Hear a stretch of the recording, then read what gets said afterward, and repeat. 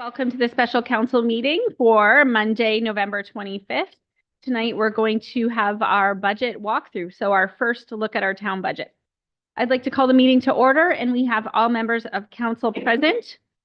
We acknowledge that this land is the traditional territory of the Three Fires Confederacy of First Nations, comprised of Ojibwe, Ottawa, and the Potawatomi peoples, and of the Huron-Wendat peoples. We value the significant historical and contemporary contributions of local and regional First Nations and of all the original peoples of Turtle Island who have been living and working on the land from time immemorial. Any declarations of conflicts of interest from members of council? Seeing none, if you find yourself in conflict later, just let us know. I need a mover and a seconder to adopt the special council meeting agenda for November 25th. Moved by Councillor Guerin, supported by Councillor Mady. Any questions? Seeing none, all in favor? And that is carried. Reports from administration. We will go to our CEO suite first. So welcome council, administration, and residents to the Town of Essex 2025 budget walkthrough meeting. I'm pleased to have town administration present this 2025 operating capital draft budget, as this is a document that outlines a financing approach intended to strengthen the town's financial condition, address infrastructure needs, and maintain services that residents access regularly. Similarly, in past years, this has been a very challenging budget to prepare. The current economic landscape has brought forward new challenges, but administration has made significant efforts to reduce expenses and balance additional costs to continue to provide the same level of service our residents expect. The objectives outlined in the 2023-27 Strategic Action Plan were considered in the 2025 budget preparation, ensuring the appropriate strategy is in place to realize the town's goals while remaining fiscally responsible to strengthen our financial condition. With values rooted in fiscal responsibility and sound management principles, administration continues to focus on ensuring the Town of Essex has efficient and effective systems in place to support responsible growth. The financial decisions we make today are critical for our community's long-term sustainability. The process of assembling this budget requires significant effort by numerous staff across the entire organization. And I'd like to thank all staff for their time and effort in preparing their budgets. I'd also like to thank our finance division for their dedication and time in compiling a 2025 budget document. A reminder to council that today's meeting is a walkthrough of the budget, where administration will provide council an update of what is incorporated in the document. After today's meeting, we ask council to review the document and forward any questions you may have to administration prior to the first budget deliberation meeting on Monday, December 9th. So at this time, I will turn it over to Director of Corporate Services, Kate Jarusevich, to begin the budget walkthrough process. Thank you, CEO Sweet. Through the chair, we're going to get right into it. We do have a packed agenda, so I imagine we will be right until the 7 o'clock mark tonight. Next slide, please. So I just want to introduce to the right of me the budget team. We have our financial analyst, Maddie Tellett, and we have our manager of finance, Anne-Marie Eunice. These two really are the backbone of the budget. So they've put a lot of work in these past 2 months into getting this document into the shape it is. And they've also had some help from Mark Tortola on the finishing touches. So a big thank you to these two right here. So the next slide discusses our agenda, and for the next hour and 15 minutes, you'll hear from myself as well as 2 other delegates. So we do have an appearance from Dave Kygar, the OPP Detachment Board, as well as the treasurer from the BIA committee, and they're both going to walk through what their budgets are. Both budgets are included in the town budget, and so that is why they're here tonight. Then we'll hit capital at approximately 5:30. So the break will be from 5:15 to 5:30. And you will hear from each different department of the town and their respective managers on the proposed capital projects that are included within the 2025 draft. I will open it up after each section for any questions that you might have on the materials presented. If you feel that you have a question that is very in-depth, I do hold one-on-one meetings after this all the way up until deliberations, and I will send my availability right after this meeting to all of council. Next slide, please. So CA Suite touched on it briefly. A walkthrough is really a learning exercise to see how we formulated the numbers that are put in front of you tonight. From here until December 9th, you can meet with administration, meet with your stakeholders, meet with residents, and then December 9th is really council's day, and this is where you'll deliberate and make decisions forward any recommendations for changes to administration this day, and we'll make them on the spot. And we'll talk about what deliberations look like more as we get into the presentation. Next slide, please. So I also have a welcome message contained within the document. I'm not going to read through it, but what I try to highlight in this welcome message are a few continuing trends. They're also highlighted in the budget snapshot. The first trend is that contractual obligations took a lot of effort this year within the 25 draft operating budget. We also tried to place an emphasis on the strategic plan and directly linking the strat plan into the budget. So you'll see some new document pages on that. And then quality of service, again, the stabilized increase approach rather than freeze and hike. So that is really sprinkled all throughout this document. Okay, next slide, please. So we do highlight the strategic plan. You can see these 4 pillars, and every time we have any type of budget ask, we've asked anyone to consider these 4 plans and make sure it's directly linked, because at the end of the day, this document as well as the budget are 2 of the biggest corporate documents that this council will produce. So next slide, please. We'll go quickly over the next couple of slides. What is a budget? And so we have a nice little video that summarizes it better than I can, and we're gonna put that on the screen for everyone.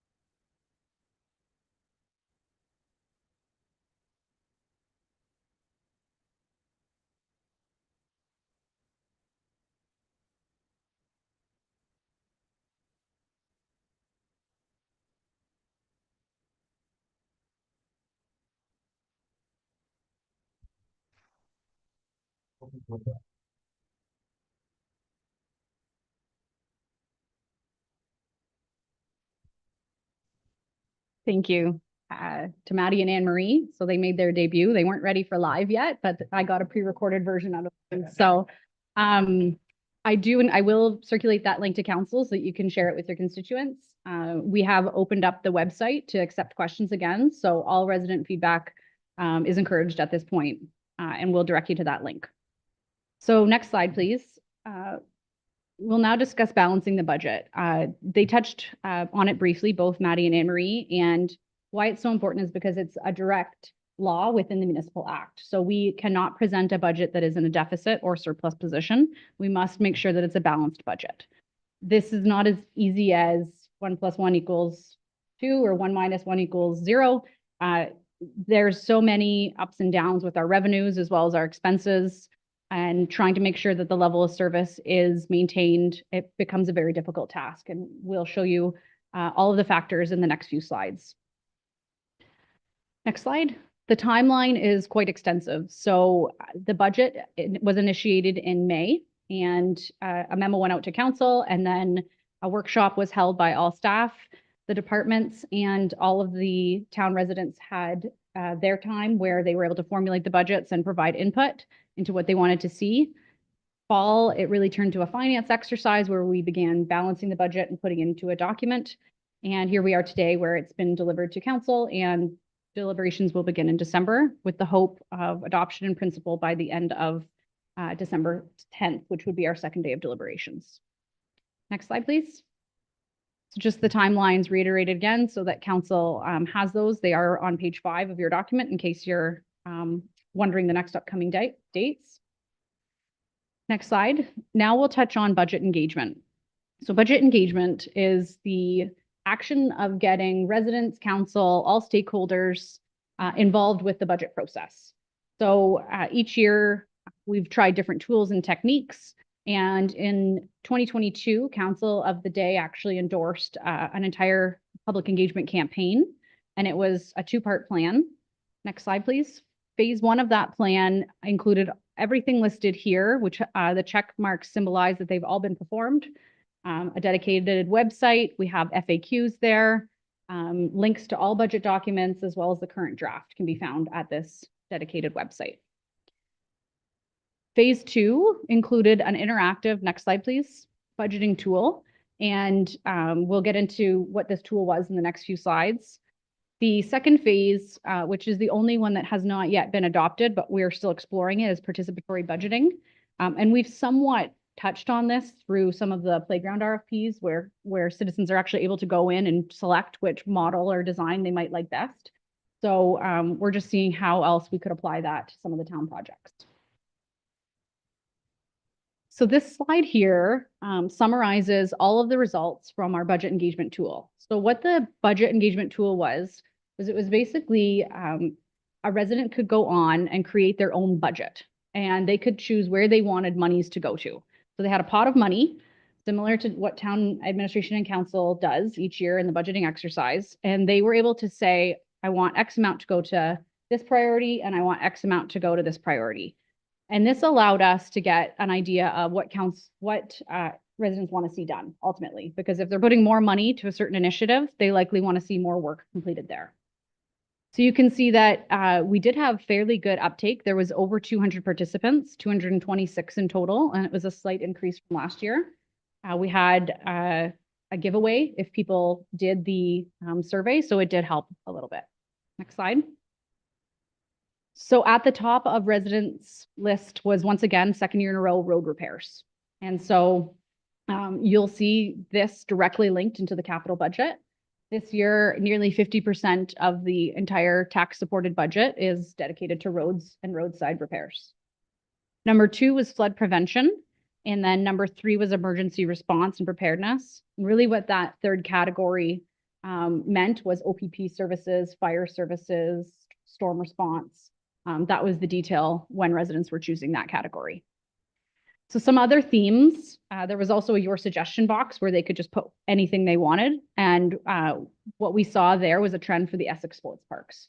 So when we get to capital later on tonight, you will see that there are several projects to start phasing in the Essex Sports Parks. Also important to note is the 1% roads levy has been reintroduced. So we had that last year and we are continuing that trend. We'll explain that further on. Next slide. So you will see 3 new pages in this budget document that weren't in last year's document. And once we get to these pages, we'll review them. But again, it's linking that strategic plan directly into the budget. And then the Essex BIA has its own page and dedicated section now as well. Next slide. So we touched on this briefly, but the 9th and 10th is council's day to deliberate. And at that point, what we will do is pass the floor over to council to ask questions. We will have a tracker up that shows what any changes have and how they impact the budget document, just as we've had in prior years. Next slide.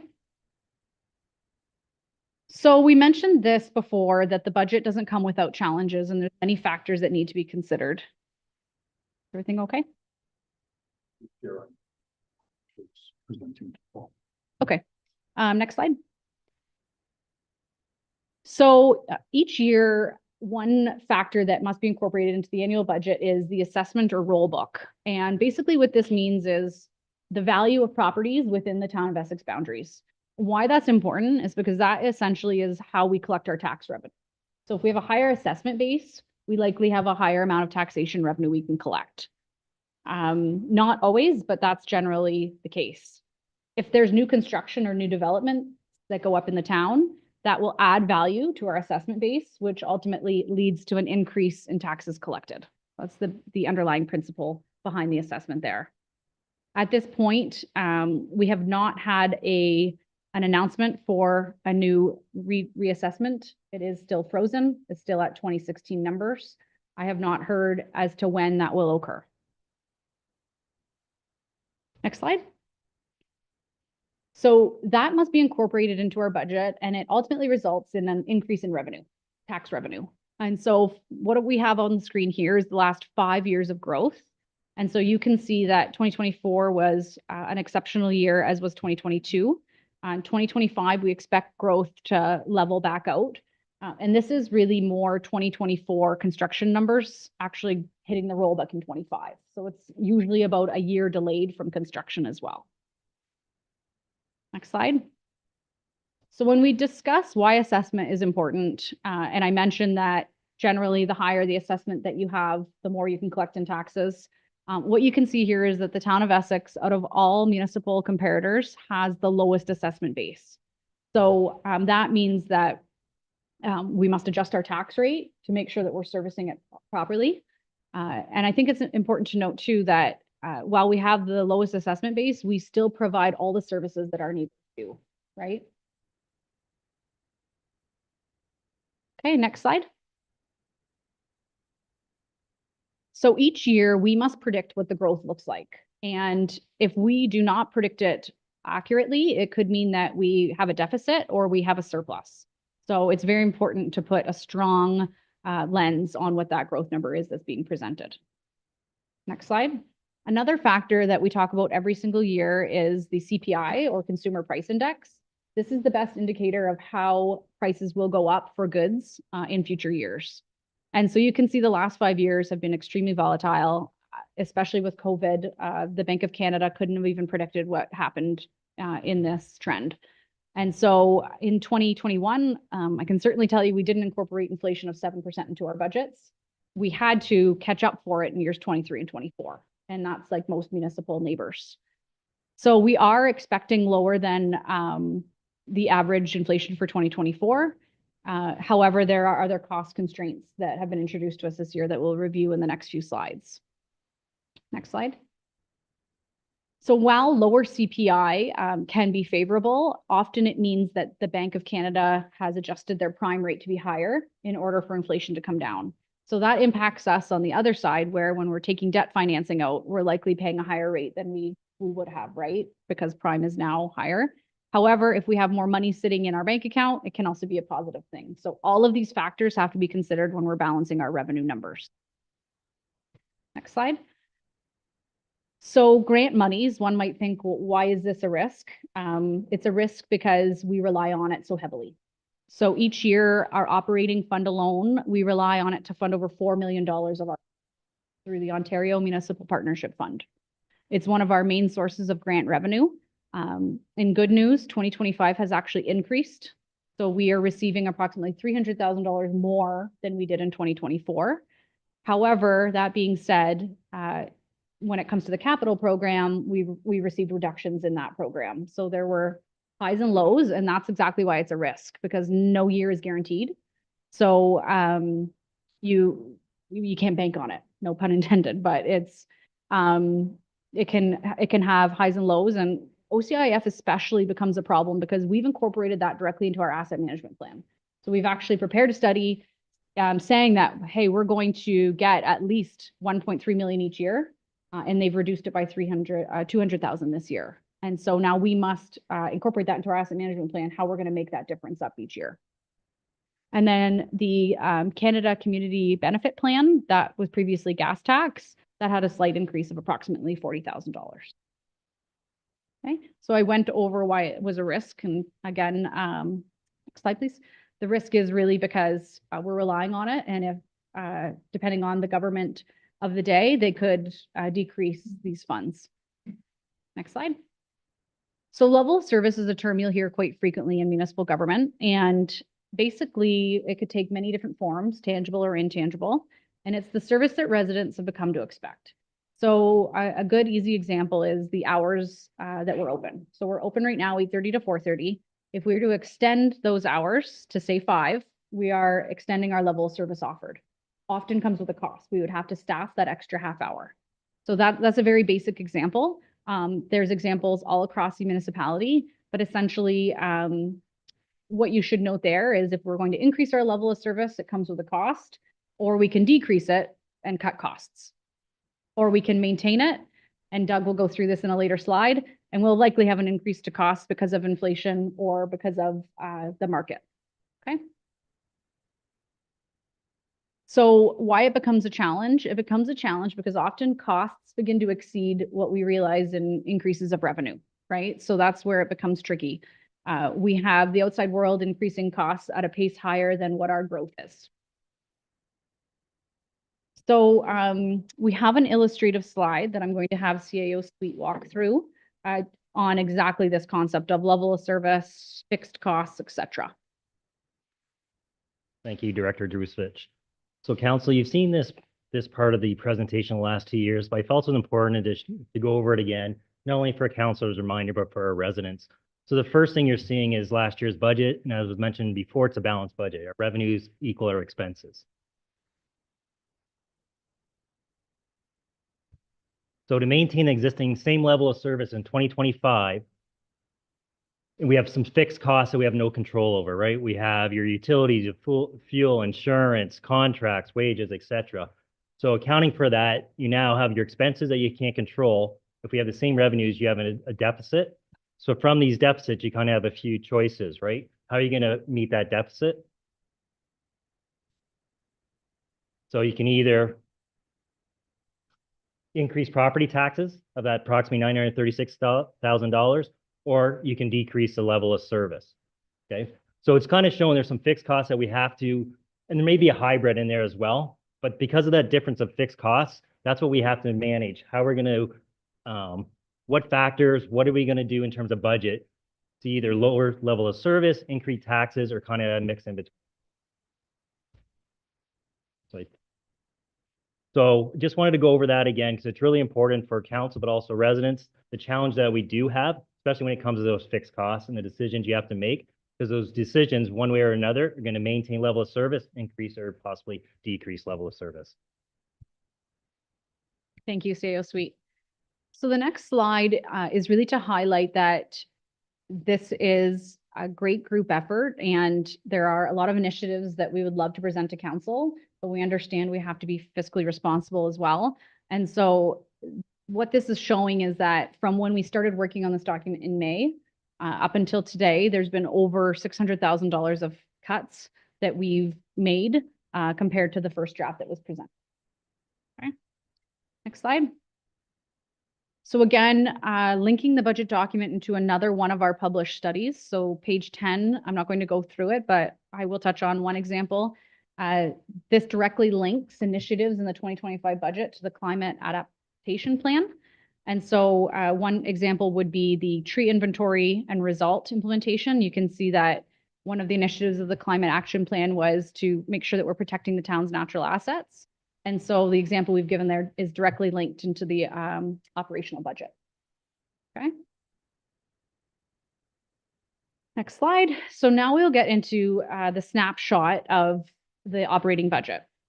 And so you can see in bold are the 3 main trends that I believe that this budget is addressing.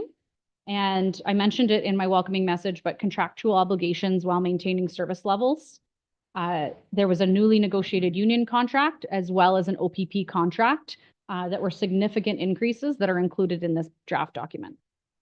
The asset management program, we do have a underfunded program right now for our adopted plan. And so there is approximately 1.5% of a levy introduced to just maintain our existing assets.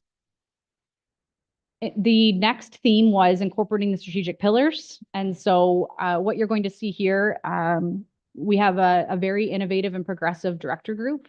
And some of the key projects that they've put forward really focus on growing the town's infrastructure. So you're seeing a lot of foundation being set for the future, including continued work on the official plan and then servicing of Inspiration Park as well as the Essex Sports Fields. And we'll go through all of these projects in depth. Again, this is just a quick snapshot.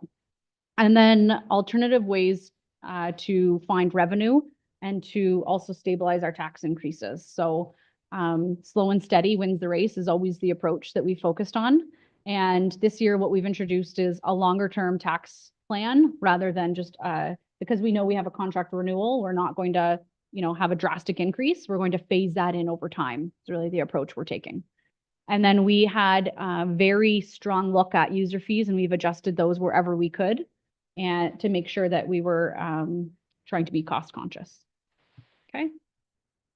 Next slide. So we have another great video on taxation because the next 4 to 5 slides go through all of our tax data. So we're going to share this video prepared by MPAC.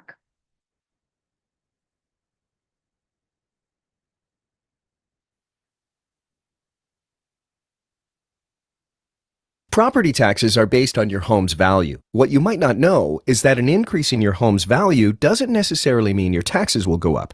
To explain, let's take a look at how your property taxes are calculated. Imagine there's a town that only has 3 homes, and they're each worth a different amount. The total cost to provide all of the town's services is $1,200. This is collected through property taxes.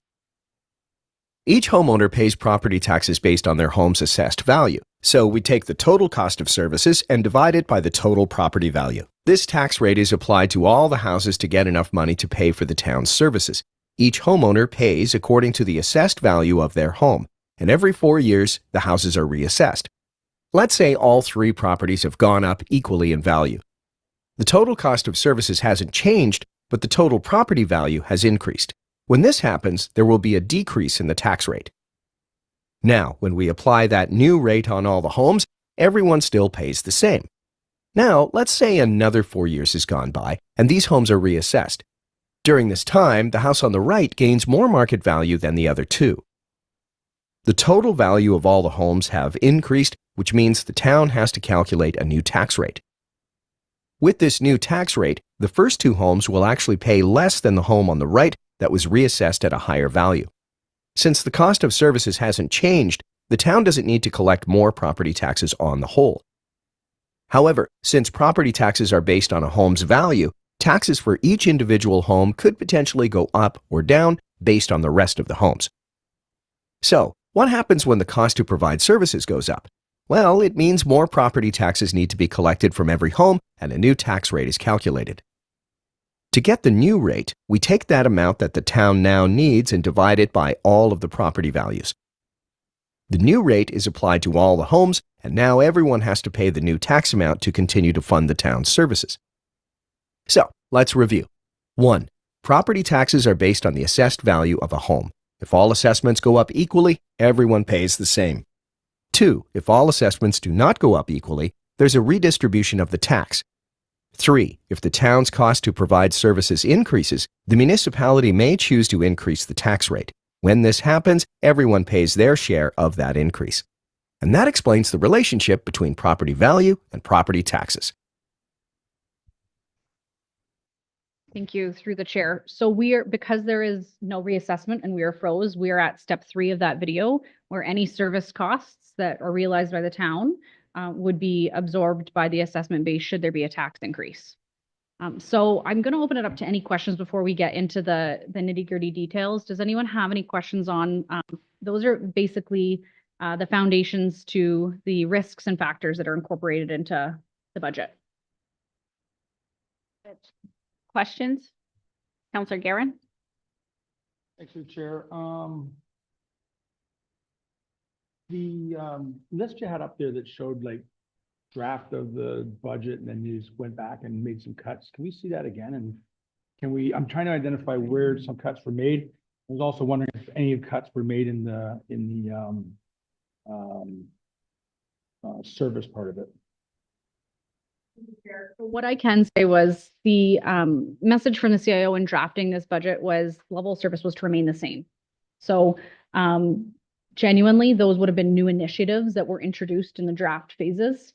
They could have been new positions that perhaps got cut internally. Things that really never made it through CAO or treasurer approval that might have been cut as well. So very preliminary.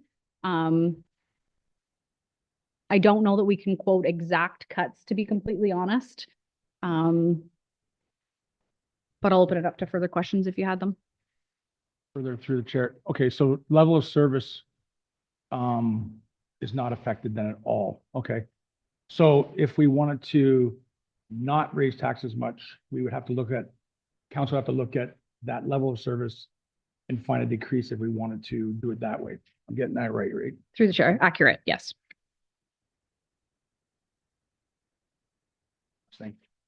Has administration considered any level of services further to this sheet that council may find room to move?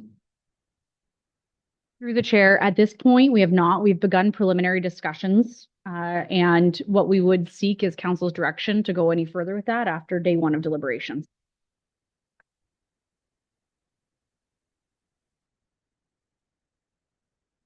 And just something that caught my ears, you're presenting, through the mayor, sorry. The gas tax that you said that went up this year, the province isn't charging it. I'm just curious, how does that work when the province isn't, like our province isn't charging it through the Ford government? So how do we go up when they're not charging it? Gas tax is a federal program. Yeah. Okay. Hammond, and then Counselor McGuire, please. Thank you, through you, Chair. So, okay, basically what I'm understanding here by looking back, town of Essex, we have the lowest tax base. We have the largest area to cover, 4 centers. So in comparison to the other municipalities in the county, we're still well below their tax base then, right? Considering, Yes. so most of our increases are gonna be through like policing, covering our area and garbage pickup, stuff like that. All right, thank you. Through the chair, absolutely correct on that. And we do have a few slides that show the differences in tax revenue as well.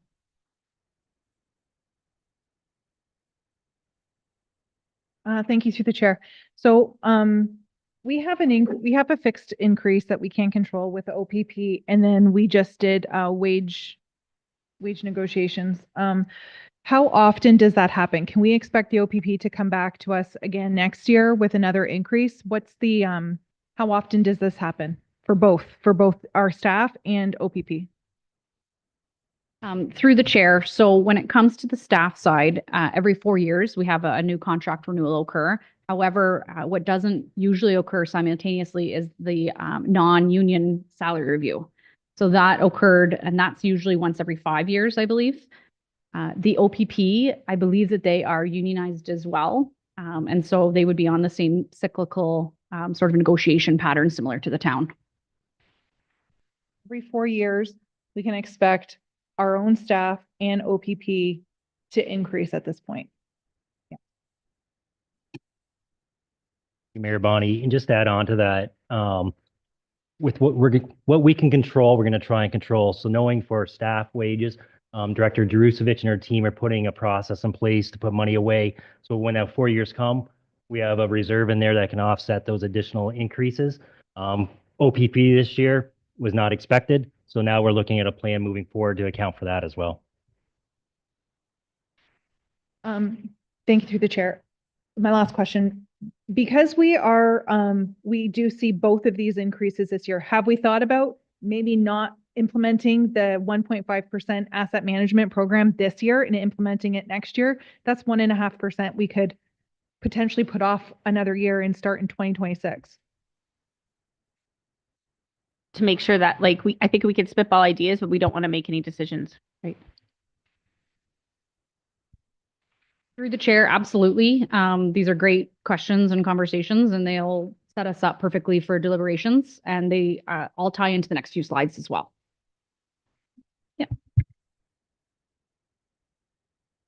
Darren, and then we're going to go back to the presentation. Thanks, through the chair. This is just a follow-up to Councilor McGuire Blaze question. So Doug, you said that every 4 years, the OPP contract comes up, but then you said that this year, the numbers and what we expected, do you mean we didn't know it was coming up on the 4 year, or we didn't know the numbers gonna be that big? We did not anticipate an increase like they had in terms of their wages as well. So just before we move on to the presentation, great questions by council. And as we stated in an earlier email, we know what you're going to see as a percentage increase at the end of this presentation. We know that's not where we're going to end. So things you're talking about now, those are suggestions. We can go back and keep looking at the impact. So definitely keep note of those, and those are great points.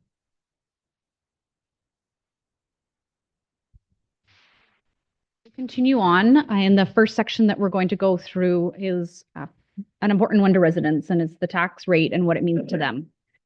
So the town of Essex is fairly unique in our tax rate in that we have done a great job in breaking it out into parts and applying it to those that receive the benefit.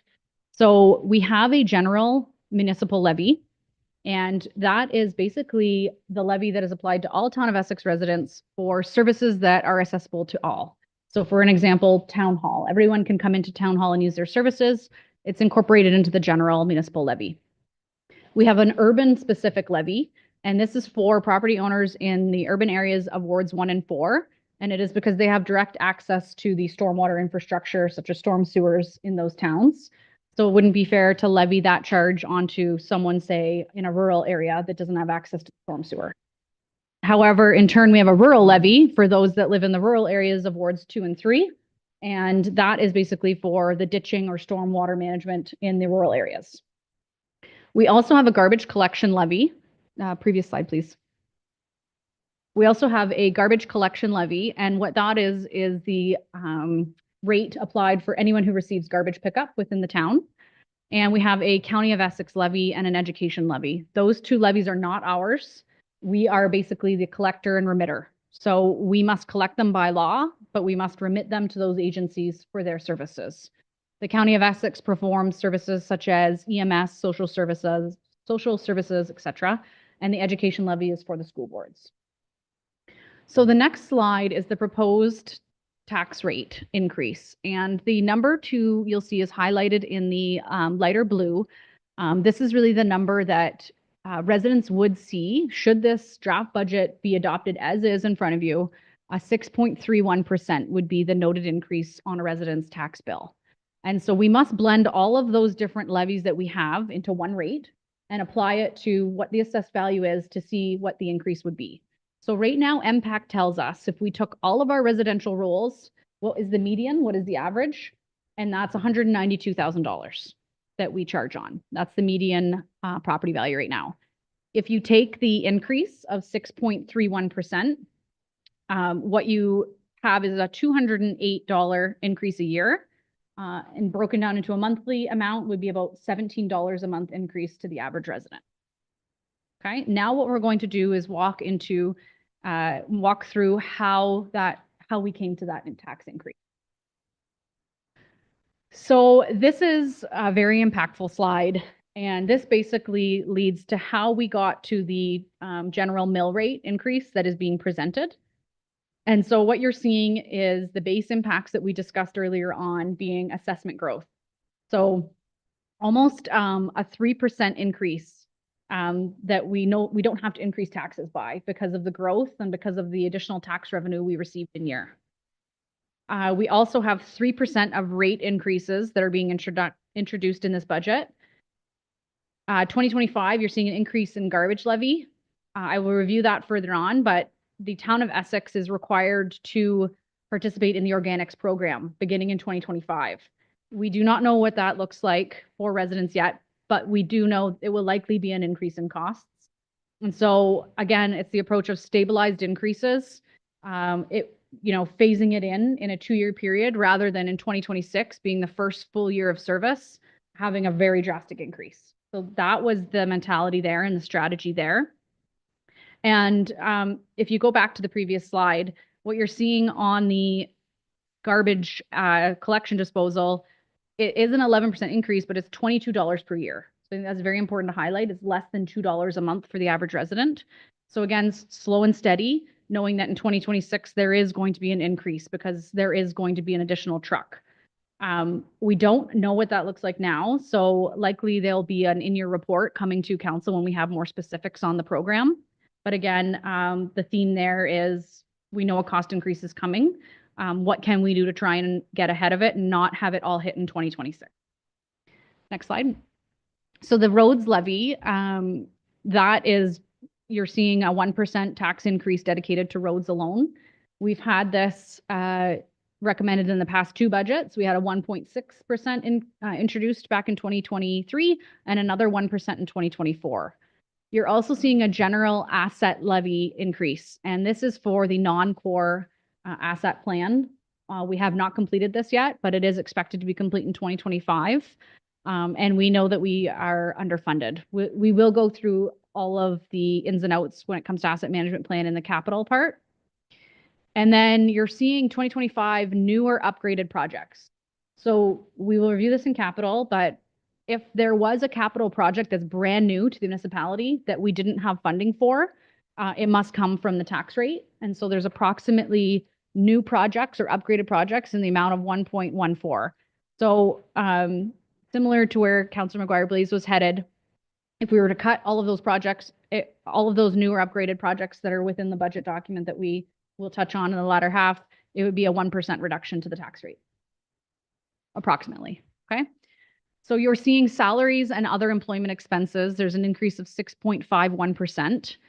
That does include a salary stabilization that CAO Suite mentioned. So what the reserve management plan has been doing is putting savings of salaries away or any unexpected refunds that we might have into this account. And we have tried to reduce the burden of year one of the contract using those amounts in this budget, okay? And then you have some revenue adjustments. So this was things such as OMPF. Anything that had a positive impact to our revenue has been included in here. User fee increases would be included in that amount as well. One thing I did pull out of that subcategory that I thought important to highlight to council is the impact that eliminating waived DCs had on the budget. So we no longer waive DCs, so we no longer have to fund them through reserves. And it has saved residents 0.51% of a tax increase this year. So it had a direct impact, that motion of council to eliminate those waivers. Contractual changes, you're seeing long-term debt. We had some long-term debt drop off, so that was had a positive impact. And then we mentioned the increase to the OPP contract of 3.41%. With some inflationary impacts of approximately 1.32%. And then there were some motions received in year for council initiatives that are separated and highlighted here, being the tree planting program policy and 2 CIP programs. So we will get into all of these further in depth as we go through the department budgets and changes. And this is on page 12 of your budget document. So the next slide details where your property taxes go. It is a very common misconception among all of our residents right now that every dollar they give us stays with the town. That is not the case. We only retain 60% of what residents remit to us. The other 40% are given to the school board and the county. Okay, so next slide, what that looks like in a dollar basis is for every $100, we keep $60 for our services. 31 is directed to the county and $8 is directed to the school boards. We've shown just a high level breakdown of where those dollars go. And if you look at it just on a municipal level, the amount of taxes that we collect from the average resident is approximately $2,100. So the next slides are Councillor Hammond was alluding to this. What does our tax revenue look like compared to everyone else, given that we have a lower assessment base? So this is very impactful because it's very common for us to compare ourselves to our municipal neighbors and say, well, Amherstburg only has a 4%, why don't we have a 4%? Or LaSalle's only has a 1%, why don't we have a 1%? We have to be very careful doing that because we all offer very different services. We all have very different levels of service. we all have a lot of different amenities. So the town of Essex is very unique in the fact that we have 2 urban centers, 2 rural centers. Compared to LaSalle is mainly an urbanized area, right? So when you take a 1% tax increase in the town of Essex, it's approximately $187,000. Okay, so that's the amount we would receive off of a 1% tax increase. If LaSalle does a 1% tax increase, it's $434,000. So very drastically different levels that we're playing on here, right? So if you take someone like, I understand we're all different service areas as well, but LaSalle's is nearly 3 times what a 1% would be for us. And the next slide just demonstrates this. This is the FIR, which would be the equivalent of the municipal income tax return. So there are some marked in asterisks. They only filed up until 2022, so we couldn't pull 2023s. So you have to imagine any of them that have been asterisked are likely understated because they're showing 2022's numbers. However, they're still drastically higher than the amount of revenues that are collected each year from the town of Essex. So this just highlights the importance of us being very creative in different ways to obtain revenue and looking at all possible options, given that we offer similar amenities to the rest of our neighbors. So if you look at the next slide, it talks about the different revenues.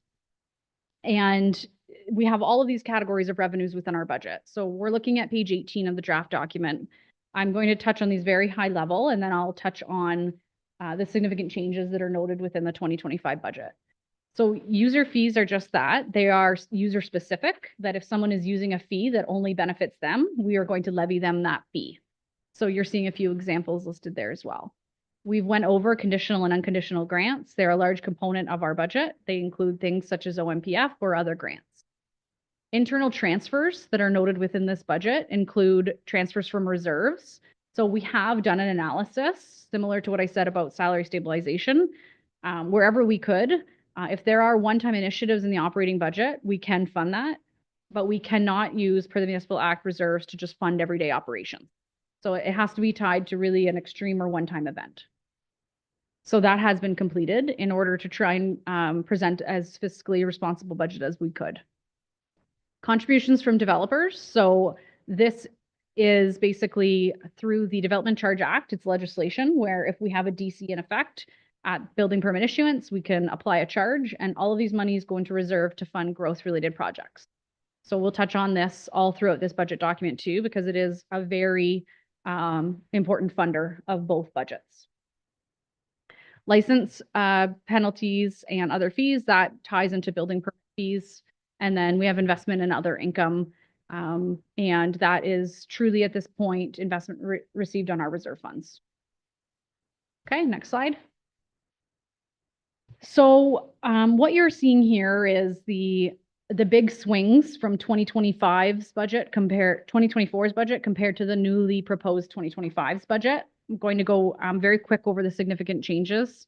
So you're seeing amounts added to tax, a large increase of nearly $500,000. That's the garbage levy increase for the organics, the introduction to organics. You're also seeing a large increase in contributions from developers. And so we do have a lot of plans in the queue, and we are expecting an uptick in that as well. You're also seeing a large decrease when it comes to monies coming from reserve to fund the budget. This is a positive thing because we are not using money from our reserves. And this was for funding the waiver of DCs. So because we no longer have to do that, we no longer have to pull those monies from reserve. And so you're also seeing a large increase in property taxes. That's the 6.31% tax increase blended that was reflected in one of the earlier pages. And user fees and service charges. We did undergo a wastewater study this year. And as part of that, we realized that our budget was understated. We're actually collecting more than what we had. And so an adjustment was made for that. Okay, so the next slide basically shows on a combined basis. This includes the capital budget as well, all of our different revenue streams to fund the budget. So in combination, we have a $71.1 million operating and capital budget. And 14 approximately of that is dedicated towards capital, but the remaining is for operations. Most of that coming from taxation and user fees. The internal transfers of 15 million are genuinely some of the stabilization efforts that we mentioned, as well as the capital program. Okay, the next slide, which is page 18 of your document, is just another representation breaking down the revenues. Before we head on to the expenses, I'll open it up to any questions so far. Questions? I do have a quick one, not really related to budget, but did we adopt our water wastewater rates yet? Did that come back to us yet? The chair, that will be at the December 2nd meeting of council. Squire Blaze. Thank you through the chair. Can you explain what payments in lieu of taxation is? Through the chair, when we receive our roll from MPAC, there are certain properties classified in that. And so they might be other government entities where they don't necessarily have to pay the taxes we prescribed. They can choose what payments they're going to make, and therefore we classify it as a payment in lieu. So it's the MPAC classification of it. Thank you. Further through the chair. Are we allowed to see a list of what buildings that might be? Like, that would be interesting to see. Through the chair, absolutely. It's public information in the roll book, so I can provide that to council. Thank you.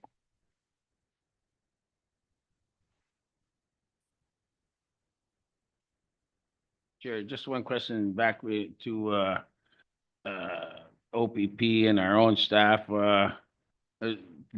We got hit hard this year because everybody got reviewed at the same time. Is there a way we can spread that out over 3 years and get, so we're not getting this again? And that was the other thing about the OPP. Is there any chance that we could get their large increase spread out over more time? Would that be appropriate? Great points. What we have done is we have stabilized a portion of the OPP increase. A portion of their increase was attributed to 2023 year. So because it was retroactive, we funded that entire portion. It was almost $186,000. Salaries, that's exactly what we did. That was the exact plan we introduced. So I believe it's near like a 2% in this year, and then 1.5, trying to phase it in until the next contract renewal. Just to quickly add the one with the OPP, this isn't a town of Essex issue across the province. Every municipality is dealing with that. So with AMO and municipalities reaching out to the province, hopefully they come up with a plan for the future to address what you brought up, Councillor Hammond.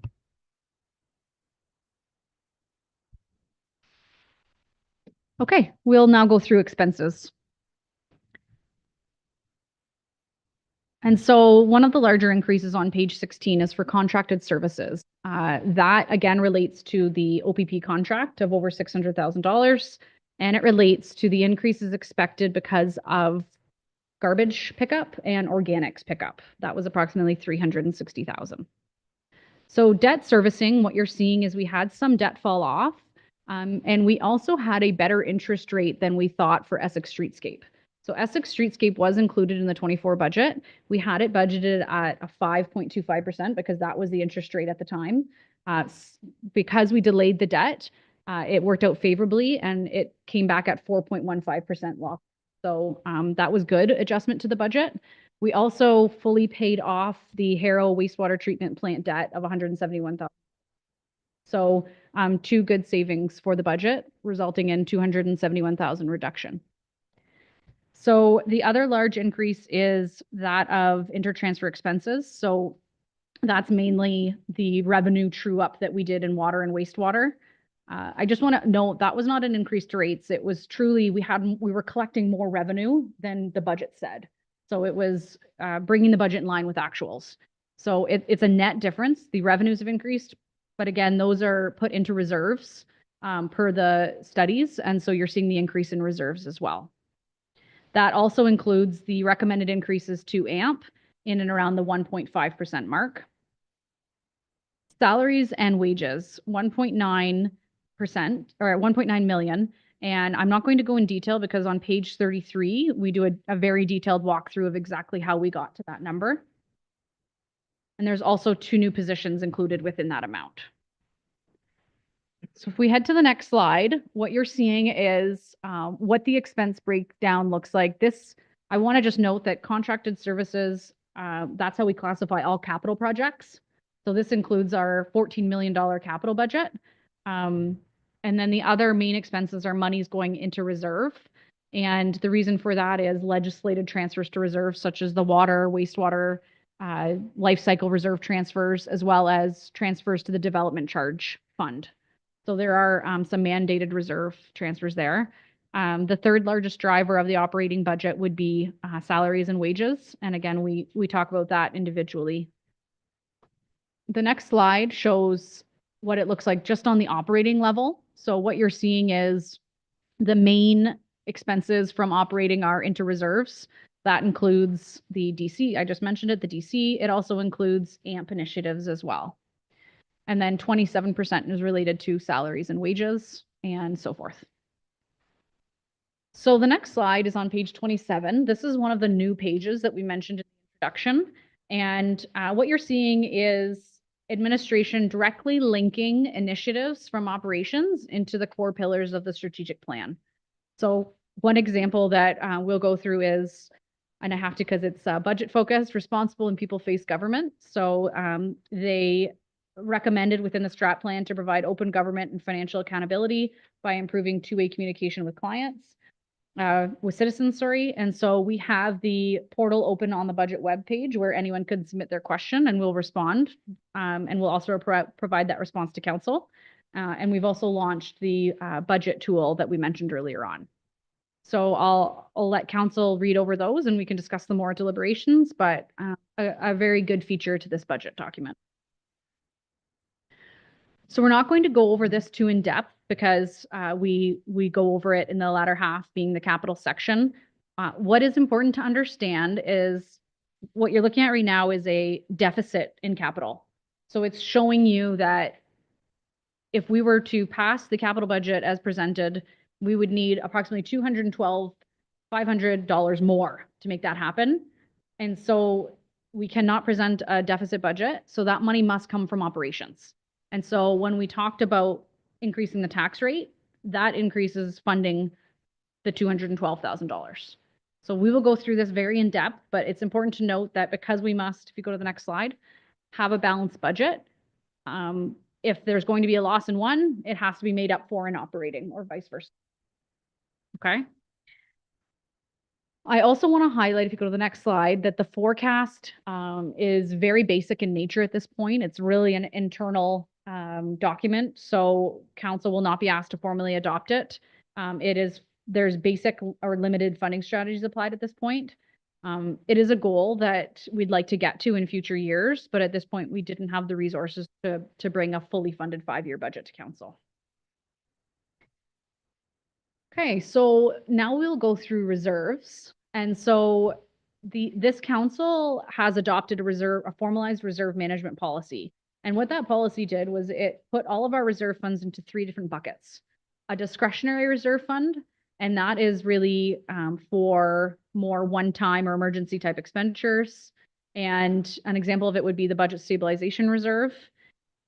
We have our capital related reserves, the main reserve in that being the asset management reserve. And that is really where all of our funding comes from to just replace the assets we have currently.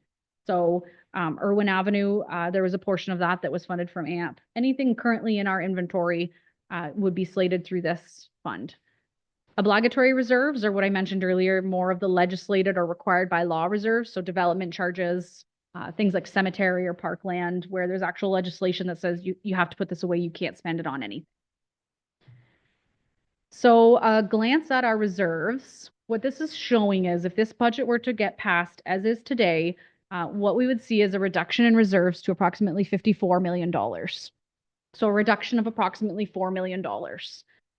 Still very healthy reserves at the end of the day and not terrible considering we have a $14 million budget presented currently.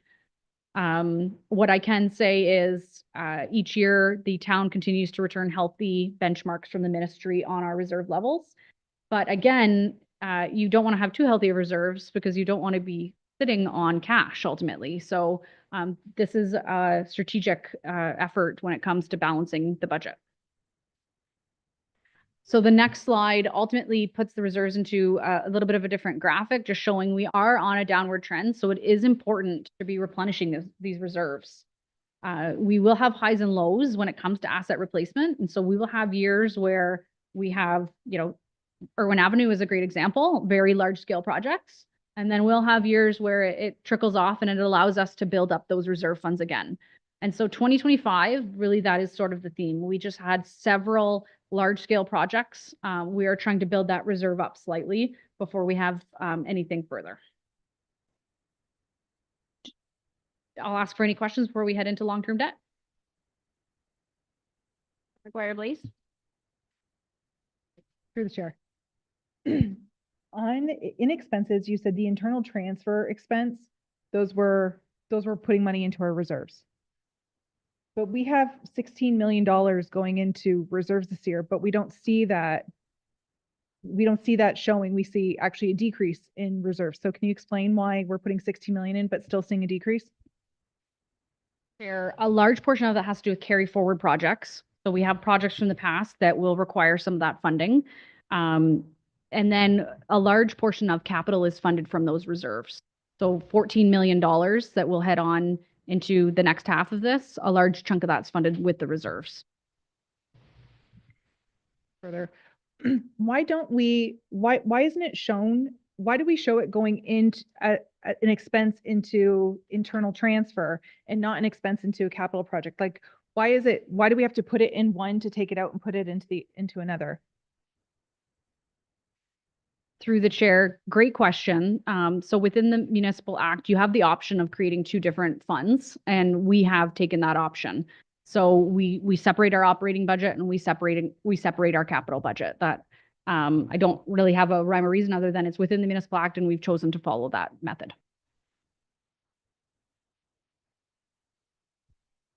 Now we'll head into long-term debt, and long-term debt is a tool in the budget that we can use to fund capital programs with. Again, we can't use long-term debt to fund operations, so that's a stipulation directly in the Municipal Act. Each year, council does an exercise to figure out which projects we want to use debt for. This council has also adopted a long-term debt policy, and so we have a framework to guide us as to when we're going to use debt. What is very important to note within that policy is we've set ourselves a limit that said we do not want to exceed 15%. And what that 15% is basically the new debt that we're willing to take on as an annual payment.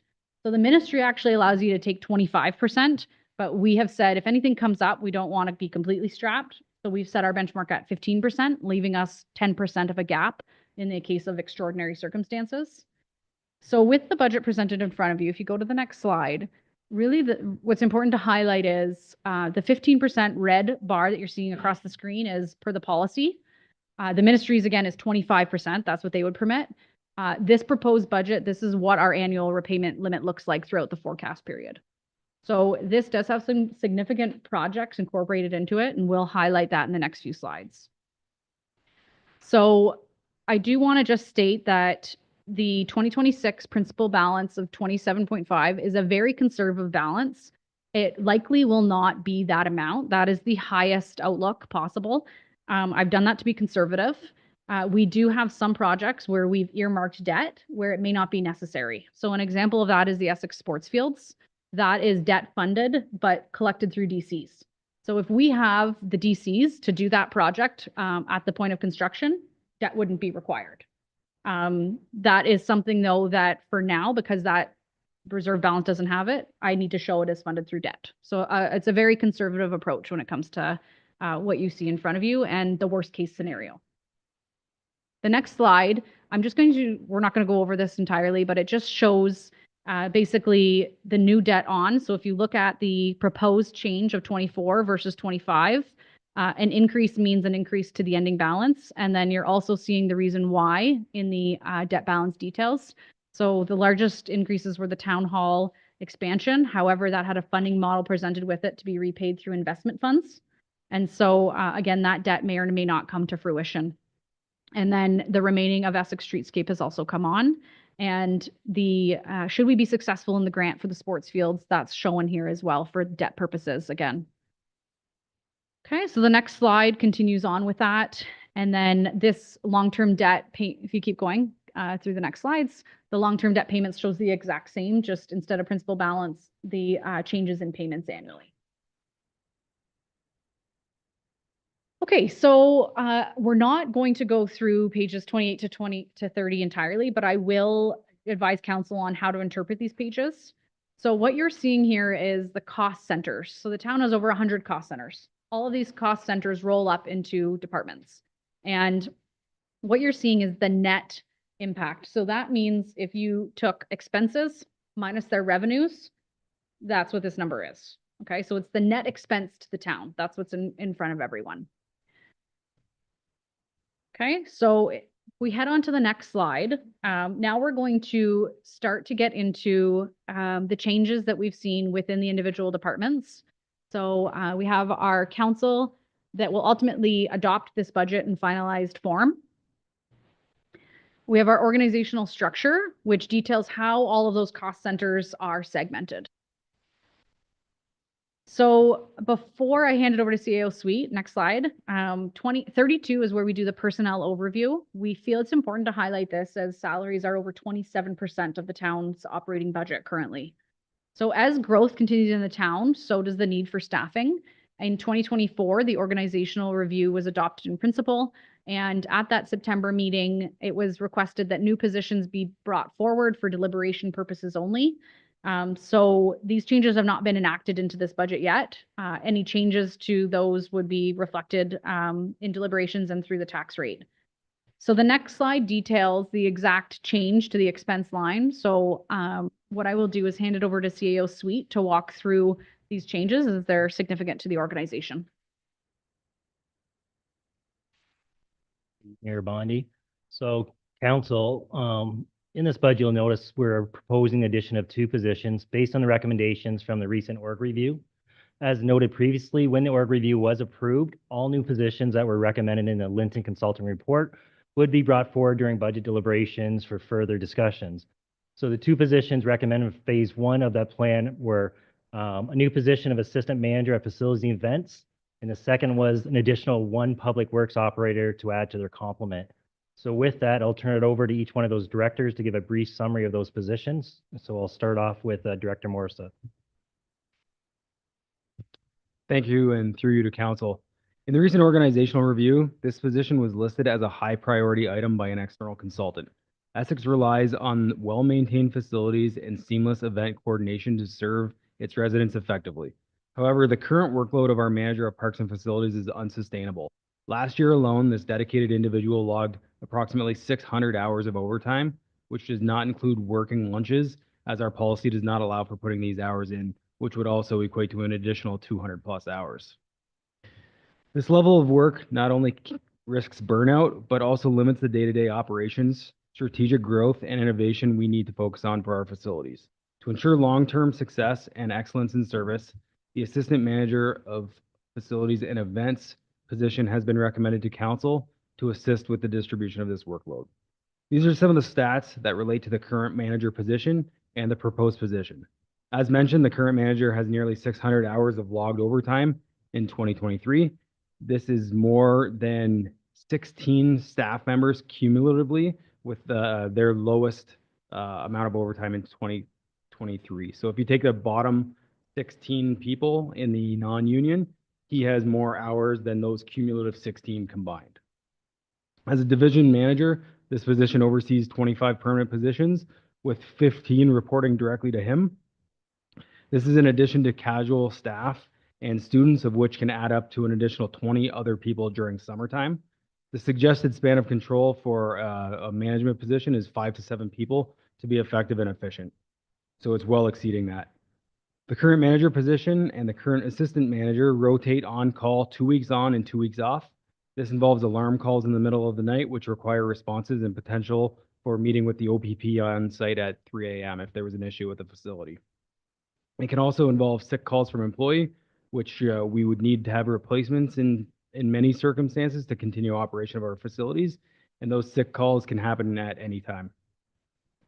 The facilities are 24/7 operations, meaning that the managers are expected to address issues with staff and or facilities as they occur. The current manager receives the second most number of emails in the corporation on a daily average. The current manager has limited capability to do site visits for follow-up on staff tasks, staff health and safety, and contractor tasks. This puts the town at risk should a situation occur. If you look at the carry forward section of capital projects, which are contained in your budget books, there are always a significant number of projects in parks and facilities that are carry forwards due to the lack of time they get to focus on those projects. Currently, the projects are prioritized on what the immediate need is and try to push the others without issues. This can lead to poor maintenance and lowering of life cycles for equipment. The Parks and Facilities staff assists with over 80 events on an annual basis, special events on an annual basis, and coordinating these to be successful takes away day-to-day departmental operation. The current manager has difficulties taking allocated vacation time, and when he does, it is planned around special events, and those are even frequently interrupted. This structure will be more in line with other departmental structures, which has 2 assistant managers working below the manager. The department has had the department has had the same management structure since at least 2010. Since that time, the division has added the Twin Pad Arena, the Harrow Soccer Complex, Essex Fire Station 2, the Harrow High School and the surrounding property, several new parks, several stormwater management ponds, a new committee of council being Santa's Village, a much larger Fun Fest event for the operations team, a new town hall addition, which is starting in the coming days, and the development of the Essex sports fields. So here's why this role is crucial. It'll alleviate overload by right-sizing the workload amongst another person, will ensure the tasks are completed efficiently without compromising quality or the well-being of our team. It'll enhance community engagement. An assistant manager can focus on developing and managing events that bring our community together while maintaining high standards across our facilities. Customer focus. The org review and the strategic plan prioritizes customer focus. With support, the manager can dedicate more time to customer service and can evaluate the properties with a proactive approach on rectifying issues rather than reacting to resident complaints. And financial prudence. While 600 hours of overtime represents an enormous dedication, it also indicates inefficiency. Hiring an assistant manager will balance workloads and reduce the need for excessive overtime, leading to higher quality of life for the individual and staff, as well as taxpayers.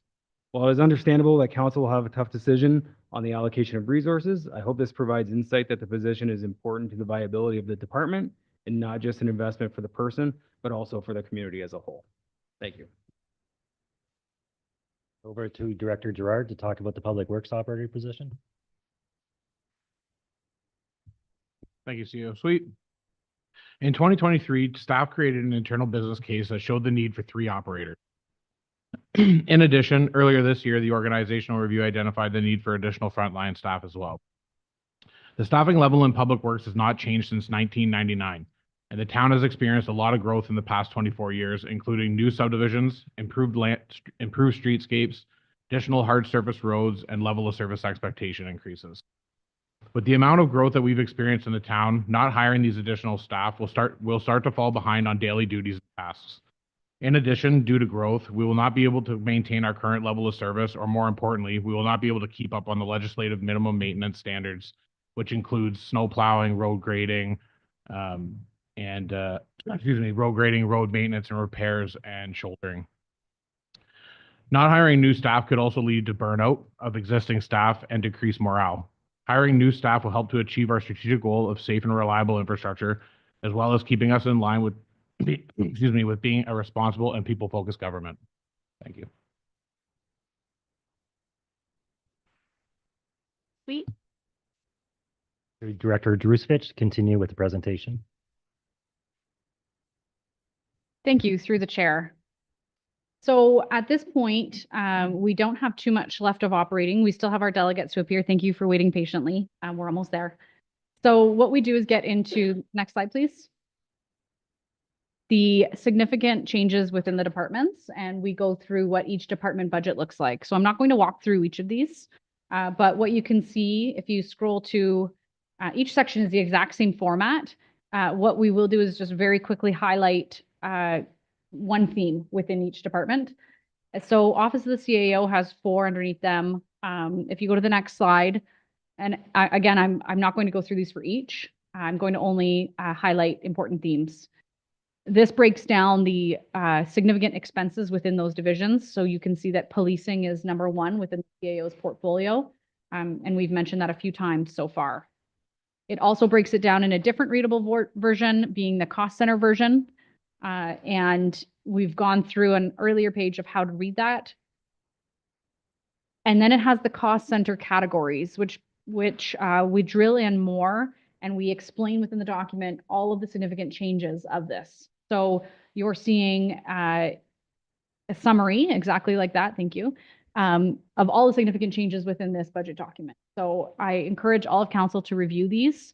The biggest changes within this, we've already highlighted when I did the opening pages, being OPP, but also being no longer needing to fund wage development charges. Those flowed through this portfolio.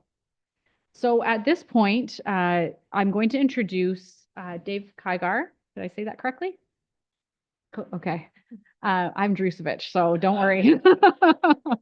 I'll ask you to head up to the podium, and Dave is going to walk through the OPP Detachment Board's budget. So he'll give some background on why he's appearing here tonight, as this is new to Town Council and Administration. Thanks, Dave.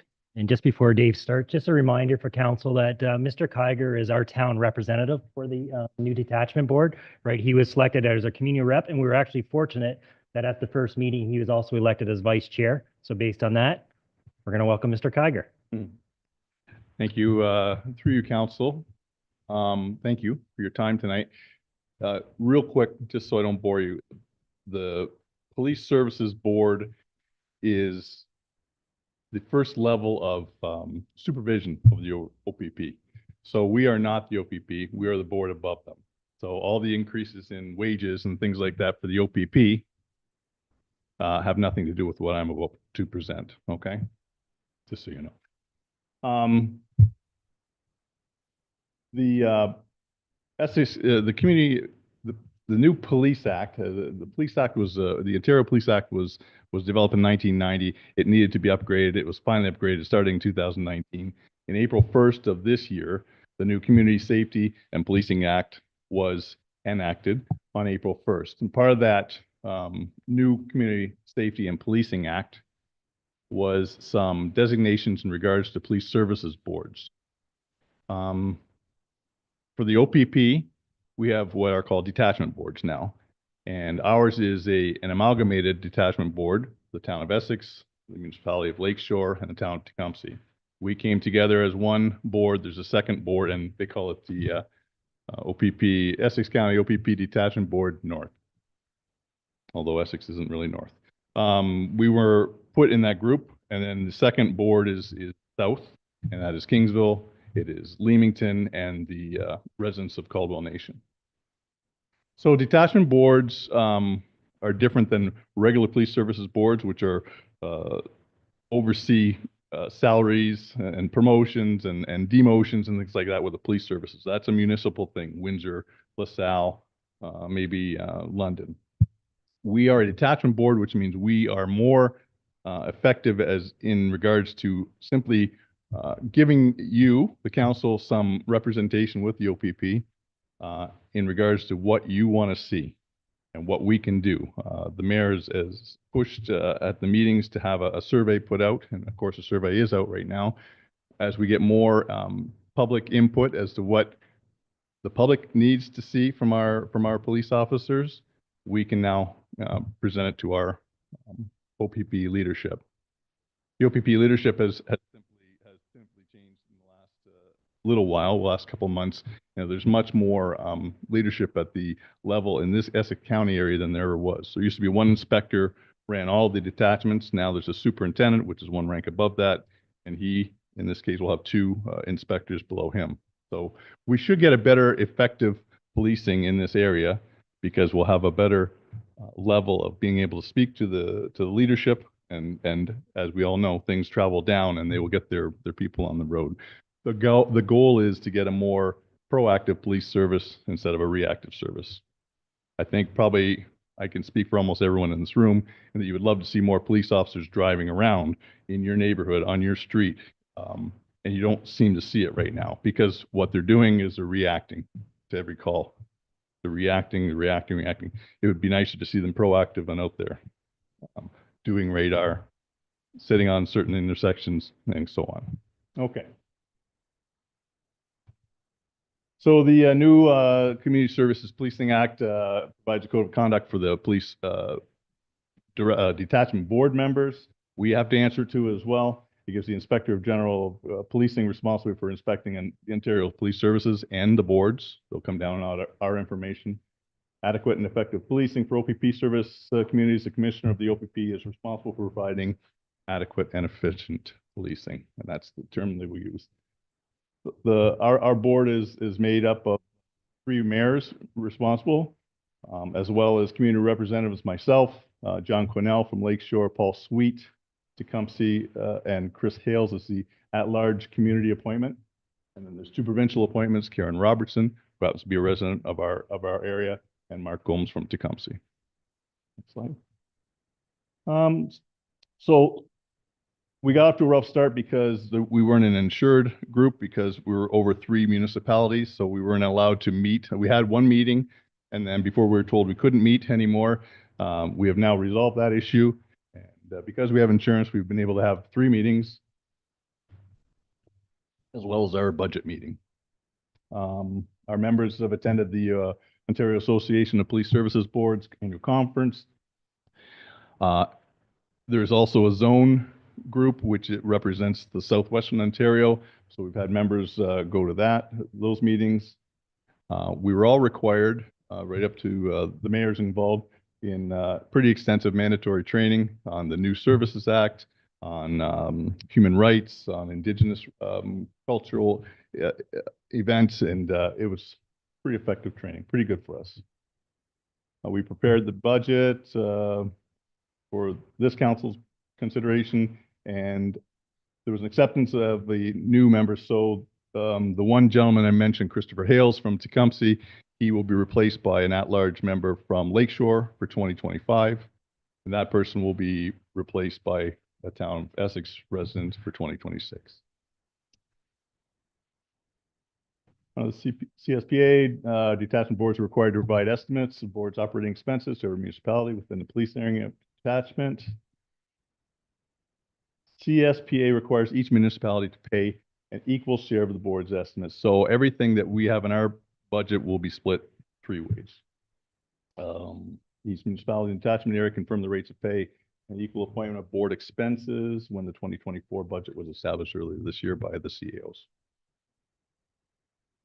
The approved budget for our detachment board for 2024 was $70,113 plus an estimate of $2,500 for insurance, annualized at $5,000. Board insurance was addressed in September finally with the purchase of a group insurance, the Ontario Association of Police Services Board, for $3,880.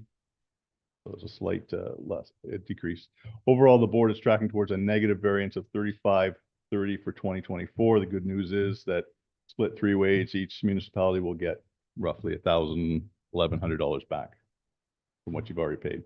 Any actual negative variance at the end will be accredited to each member and municipality. So the budget for 2025, the way it's laid out. So wages and benefits, $77,000, office supplies of $1,000, memberships to the Ontario Association Police Services Board and the Zone 6 committees, total $75.70. That was a little higher than we had anticipated, but that's what we're going to be charged. Professional development, $15,307. Detachment board host support, the IT and the finance, which is done mostly out of the town of Tecumseh. The insurance, $4,034. Public relations, $6,710, for a total expenditure of $114,870. That's broken down. The annual wages, probably the biggest expense for the wages was we had to hire a part-time person to be our administrative assistant. She was a person with great experience from the Windsor Police Services Board, and she came over and she's going to do all the legwork for us. Thank you.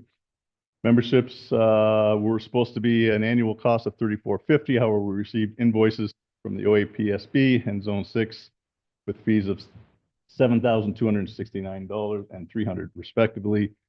So that was a little higher than we anticipated. Professional development expenses for 2025 are based on 5 members and 1 municipal liaison attending the OAPSB conference and 3 members attending 2 Zone 6 meetings. Insurance is based on annual cost of $38.80, like I mentioned from the last page, plus an allowance of inflation of about 4%. Public relations estimates include OAPSB annual conference sponsorship, annual holiday dinner, community policing, and an allowance for miscellaneous expense. So as I said, it's divided equally between the municipalities, except for the OMERS contributions for Tecumseh appointments, which are wholly covered by Tecumseh. So it breaks down to $38,109.67 for the town of Essex. We had a meeting November 4th. The following resolution was adopted that the 2025 budget to be received and that the 2025 draft budget for the Essex County OPP Detachment Board be approved. And furthermore, that the Detachment Board's recommendation to approve the 2025 budget be forwarded to the municipality of Lakeshore, the town of Essex, and town of Tecumseh for consideration during the respective 2025 municipal budget deliberations. And further, that the board chair, which is Mr. Sweet, different Mr. Sweet, sorry, and alternate be authorized to present the budget, and that's why I'm here today. So on behalf of the Detachment Board, I respectfully request council's favorable consideration of our budget during your deliberations going forward. Thank you. Vice Chair Krieger. No problem. Any questions from council to our police service board member? I just have one to administration that doesn't need to be answered tonight, but brought forward. Can we just find out what the 2022 cost for police service board was so that we can compare that to 38,000? Because I think that's also a lot more. Deputy Mayor Shepley, then Councilor McGuire Blaze. More of a question for administration as well, because I realize you guys don't take control of the budgets and that. But just, you'd said we are a lot heavier with the management now. Can you elaborate on that a little bit for us, like the upper staff that would be there? So the management of our board is primarily done through the CAOs. No, I mean, I think you had suggested about the Oh, staff. the OPP. Yeah. So, okay, well, that's, okay. So the OPP detachment now on Manning Road will have a superintendent, which is a higher rank, one more level, closer to the deputy commissioners. And he has 2 inspectors who haven't been named yet below him at this point. It used to be 1 inspector ran everything. It became an overwhelming job, obviously, because of all the separate, and the separate detachment boards that they had to go and visit all the time. So it's been restructured. And finally, I think we'll finally get the proper representation down here. Okay, thank you. So Yeah. an example. That was my question for staff, was how much, if we get a layout of what this increase is, if it's, I understand there's a percentage towards contract negotiations and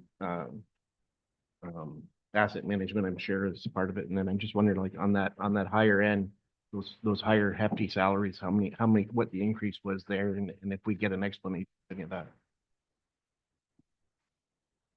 McGuire Blaze. Thank you, through the chair. Actually, my very first question was what you actually just asked, Ms. Mayor. I want to see what it was in 2022 and then what we're proposing today too.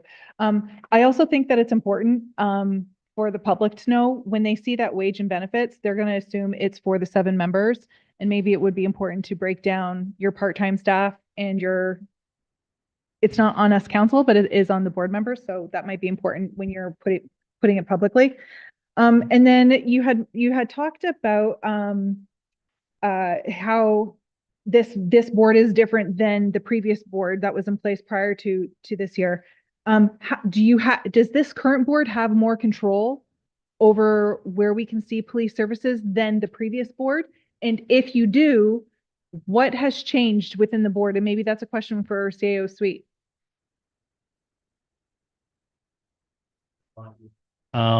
being part of an OPP detachment, the OPP themselves get their directions from the province. So where we get to control, say we're speeding and all that, is where we work directly as a municipality with our staff sergeant. As the police service board, you're kind of looking at policies, procedures, community safety, well-being, the community walk, stuff like that. So it is a challenge when you're part of the detachment board. You don't have a lot of control in terms of the police servicing, what they're actually controlling the contract. That's each municipality. Each municipality can control our own servicing now? What you meant to say for that? Sorry, just for my thoughts. We can directly work with our staff sergeant for service within our municipality. Not the level of service, but hey, we'd like to see more police officers on this road, look for speeding, stuff like that.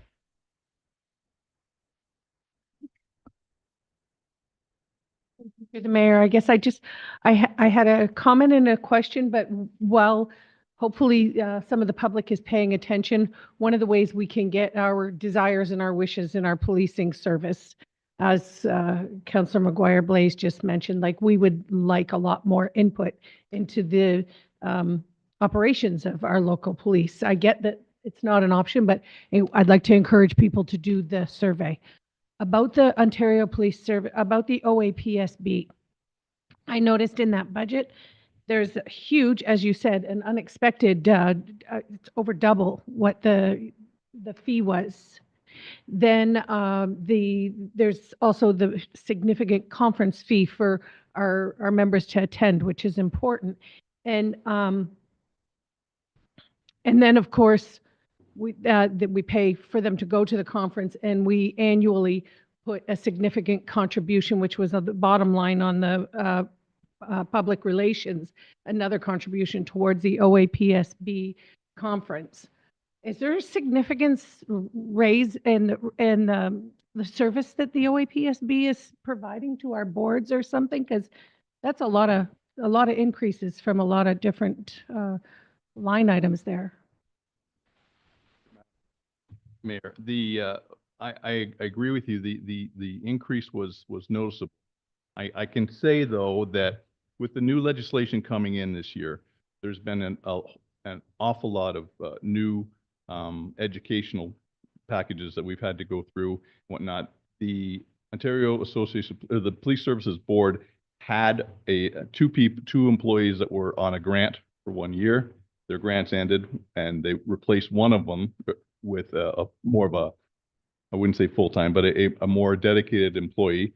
So I think that's probably, their expenses have gone up at their office because they are now headed, I don't know how they were headed 2 or 3 years ago, but they're now headed by a woman who is very aggressive in making sure that we are represented across the province equally, and that we are trained properly, and that we can then train ourselves into how to extract the services that we want from the police, instead of just being kind of a figurehead, kind of a board that it might have been at other times. Now, I would like to think that we will have more input with our local leadership. Councillor Hammond, but I do also want us to think about this conversation at a later date too. Perhaps we can have Dave back and start talking more about the police. I do believe that when council members reach out to the OPP or reach out to our CAO, we have monthly meetings with them. So it does seem to be working.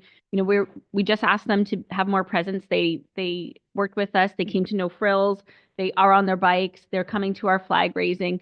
So we're seeing some of those little things, but maybe perhaps we'll have you back in 5-6 months and we'll talk about some of the things. I do have Councillor Hammond, and then we'll move on from this. Yes, through you, Mayor. That is something that I wanted to touch base on, was your exposure or overall sightings of OPPs. When you first came to Harrow, I know it was nothing short of a blitzkrieg when the OPPs arrived. They made their presence well known, maybe overprotected us, but that obviously waned in the months coming, and it appears that after each and every amalgamation of another town that they get, the presence is less noticeable. However, with the new budget increase, I have noticed an increase in OPP sightings, so I hope it's not reflective of the budget, but matter of the changes that are being made. Thank you. Put that issue in the parking lot and come back to it at another day. At this point, I'd like to seek a motion that we receive the proposed budget for the OPP Detachment Board. Moved by Vice Chair Shepley, supported by Councillor Verbeek. All in favor? And that is carried. Thank you for coming. And we will move on. We have another delegate in the audience tonight. Oh, okay.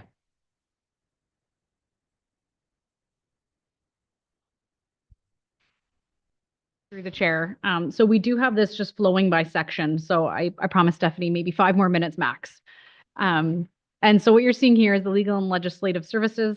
Again, we're not going to go through these. If you skip right through to the significant changes slide, what you're seeing mainly here is there was a pre-approved position change through the org review. So one of Joe's positions was changed into a manager. And there was a corresponding decrease in legal because that position change will be able to handle some of the currently subcontracted legal. We then go on to corporate services.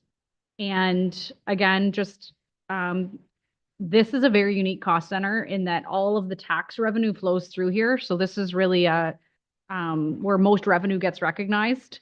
And a lot of the reserve transfers are captured in here too. So I'm not going to go through all of these. There's a lot of ins and outs. The reserve transfers and tax revenue are captured in here. And so whenever those change, it's directly reflected in this cost center. So you're seeing all the levy increases introduced into this. Okay, community services is the next portfolio. And again, skimming right through to the significant changes from 24 to 25 budget proposed. What you're seeing is we do have a introduction of a stabilization for cost shared facilities. And there was a increase in programming expenses offset by an increase in user fees. And then the introduction of the new position. So development services would be the next portfolio here. And they have development charges captured in here. We went over DCs already tonight. Again, a flow through for growth related projects. So within the significant changes for development services is we're anticipating more contributions from developers. So it flows through this section. So also within this portfolio is the Essex Center BIA. So now I'm excited to welcome Stephanie Winger, the treasurer of the BIA, who is going to walk through their budget this year. So I am the chair at the BIA. I don't take care of the money stuff. That's okay. So I've met so many of you and thank you for the time to come here. You probably never seen the BIA at a meeting like this because we haven't come asking for money before or an increase. So the BIA board, we're comprised of members who own a business or commercial property in Ward 1. We do have a part-time coordinator on staff, Kelly. We also have a town rep and our council rep who come to our meetings as well. And BIAs really promote and beautify the improvement area. We're really integral part to the town with development.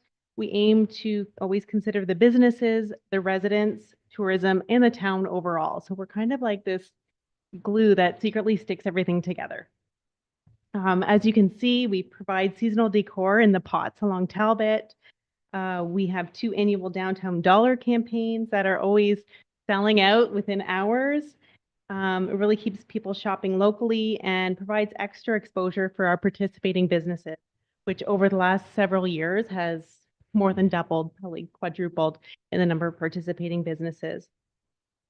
So some of our recent capital investments include the public washrooms at Heritage Park, the banner project during the streetscape, and also the recent addition of the new snowflakes on Talbot. Our website got an overhaul this year. It's got a robust directory plus resources for businesses and visitor information. We really amped up our online and social media presence And we continue to produce some professional videos for our businesses and for Essex overall. We also sponsor a feature business every single month in the Free Press. It's like a whole page with an ad and a write-up about the business. This year, we added in the Mix and Mingle events. Really provides a forum for our businesses to connect and share ideas. And it also gave us a chance to get feedback and input from our members, because just sending out an email, they don't always respond. But when we are at a casual event, we get a chance to see what their needs are, what we can do to improve and help the businesses in general. Our sponsorships of events is another way that we connect to the community and drive downtown traffic and support business success. This past year, we sponsored the Santa Claus Parade, the Santa's Village and Market, the outdoor movie nights, the Halloween Tiny Tot Parade, the Essex Fun Fest Sip and Shop and the Car Show, the Soapbox Derby, and we had some Essex Center Street Fests and Moonlight Madness events. So looking forward to 2025, we have plans to collaborate with the town to explore the potential for an amphitheater to enhance community events and cultural activities. Also working with the property owner to develop a parkette at 49 Talbot and really transform that vacant space into a vibrant and appealing green area. We're also expanding our advertising to include a local magazine, and that's part of our promotional strategy. It offers social media and online advertising, so it'll have a broader reach as well. And this really provides more exposure for our businesses and members to attract more visitors and customers, and actually provide an avenue for them that they might not be able to commit to or, fit into their budgets. So we also plan to continue with our business engagement opportunities like the Mix and Mingle event, really to foster connections and encourage networking and strengthen our relationships within the community. So as you know, our revenue comes from a levy paid by commercial and industrial property owners. And we have not seen an increase in quite some time. I think we tried to look back and see when it was, and it's probably before digital times of paperwork. And our expenses, like everyone's, continues to increase. So we met with Kate and her staff on several occasions. She came to one of our meetings and presented and answered questions. We came in and really went through the numbers to work on our 2025 budget and discuss what rate increases, what the different scenarios would look like for our property owners. We also got some feedback from other BIAs for comparison and some ideas. So we came together as the board and proposed an increase of 2% to our levy and a 5% increase to those who have a capped amount. So several years ago, there was a bylaw passed that the larger properties with a big assessment would have a cap of $6,000 per year, and that has not been increased. So only those businesses, there's only a handful, they would be increased to $6,300, which is at 5%, and everybody else would be looking at 2%. And just looking at the bottom line there, we used an average, like a median assessment of $500,000 building would equate to less than $20 a year. And then the larger businesses would see $300. So really the combined levies would average out to a 2.2 increase in revenue for us. So we looked at these numbers as like sitting on the board. We are business owners, property owners. We don't want to just stick ourselves with an increase. So we had our neighbors and our fellow business owners in mind when we decided on this number, and we really felt comfortable with the proposal. So thank you. Any questions from members of council? I just have one to Director Drusevich, just not to be answered tonight, but just going into budget. Can we just have more information on the BIA rate going back to 23 and 22? Just because we don't have, and I thank you for coming. I think it's great. It was on my bucket list. Thank you. Needing a mover and a seconder that the 2025 proposed budget for the Essex Center BIA board that the presentation be received. Moved by Councillor McGuire-Blaze, supported by Councillor Allard. All in favor? And that is carried. How are we doing for time, Director Drusevich? We'll make it Okay. up through the chair. So I'm going to continue on. We're about 2 minutes from wrapping up. Thank you to both delegates for appearing. Great presentations. We're about 2 minutes from wrapping up operations. So the last department that we'll review is infrastructure services. This includes public works as well as environmental services and capital asset work. And so again, just right to the significant changes, one of the largest being the budget to actual true up of water and wastewater revenues that was completed. The debt falling off for the wastewater treatment plant was within this portfolio as well. And there is one new position request that Director Gerard went over earlier. So at this point, that wraps up our operational walkthrough. And so we were scheduled to return at 5:30. Like I said, we're about 15 minutes behind. So I will defer to council for a bio break if necessary, and then we'll head into the capital section of the walkthrough. Feel the need for more than a 5-minute break or okay, we will break for 5 minutes. Starting at 5:50.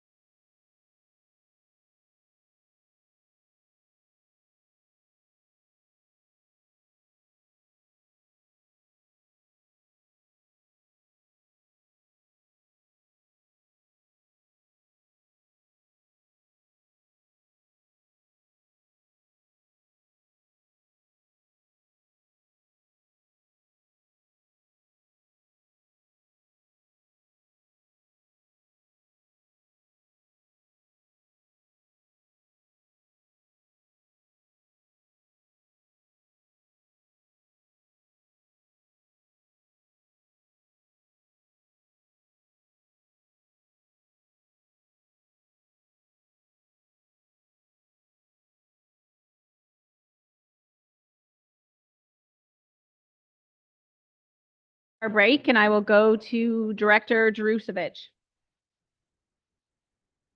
Thank you, through the chair. So we're just working on pulling up the capital presentation. We are running a touch behind schedule, so we're nearing 6 o'clock. You'll hear from myself and Anne Marie Eunice for approximately the first 15 minutes.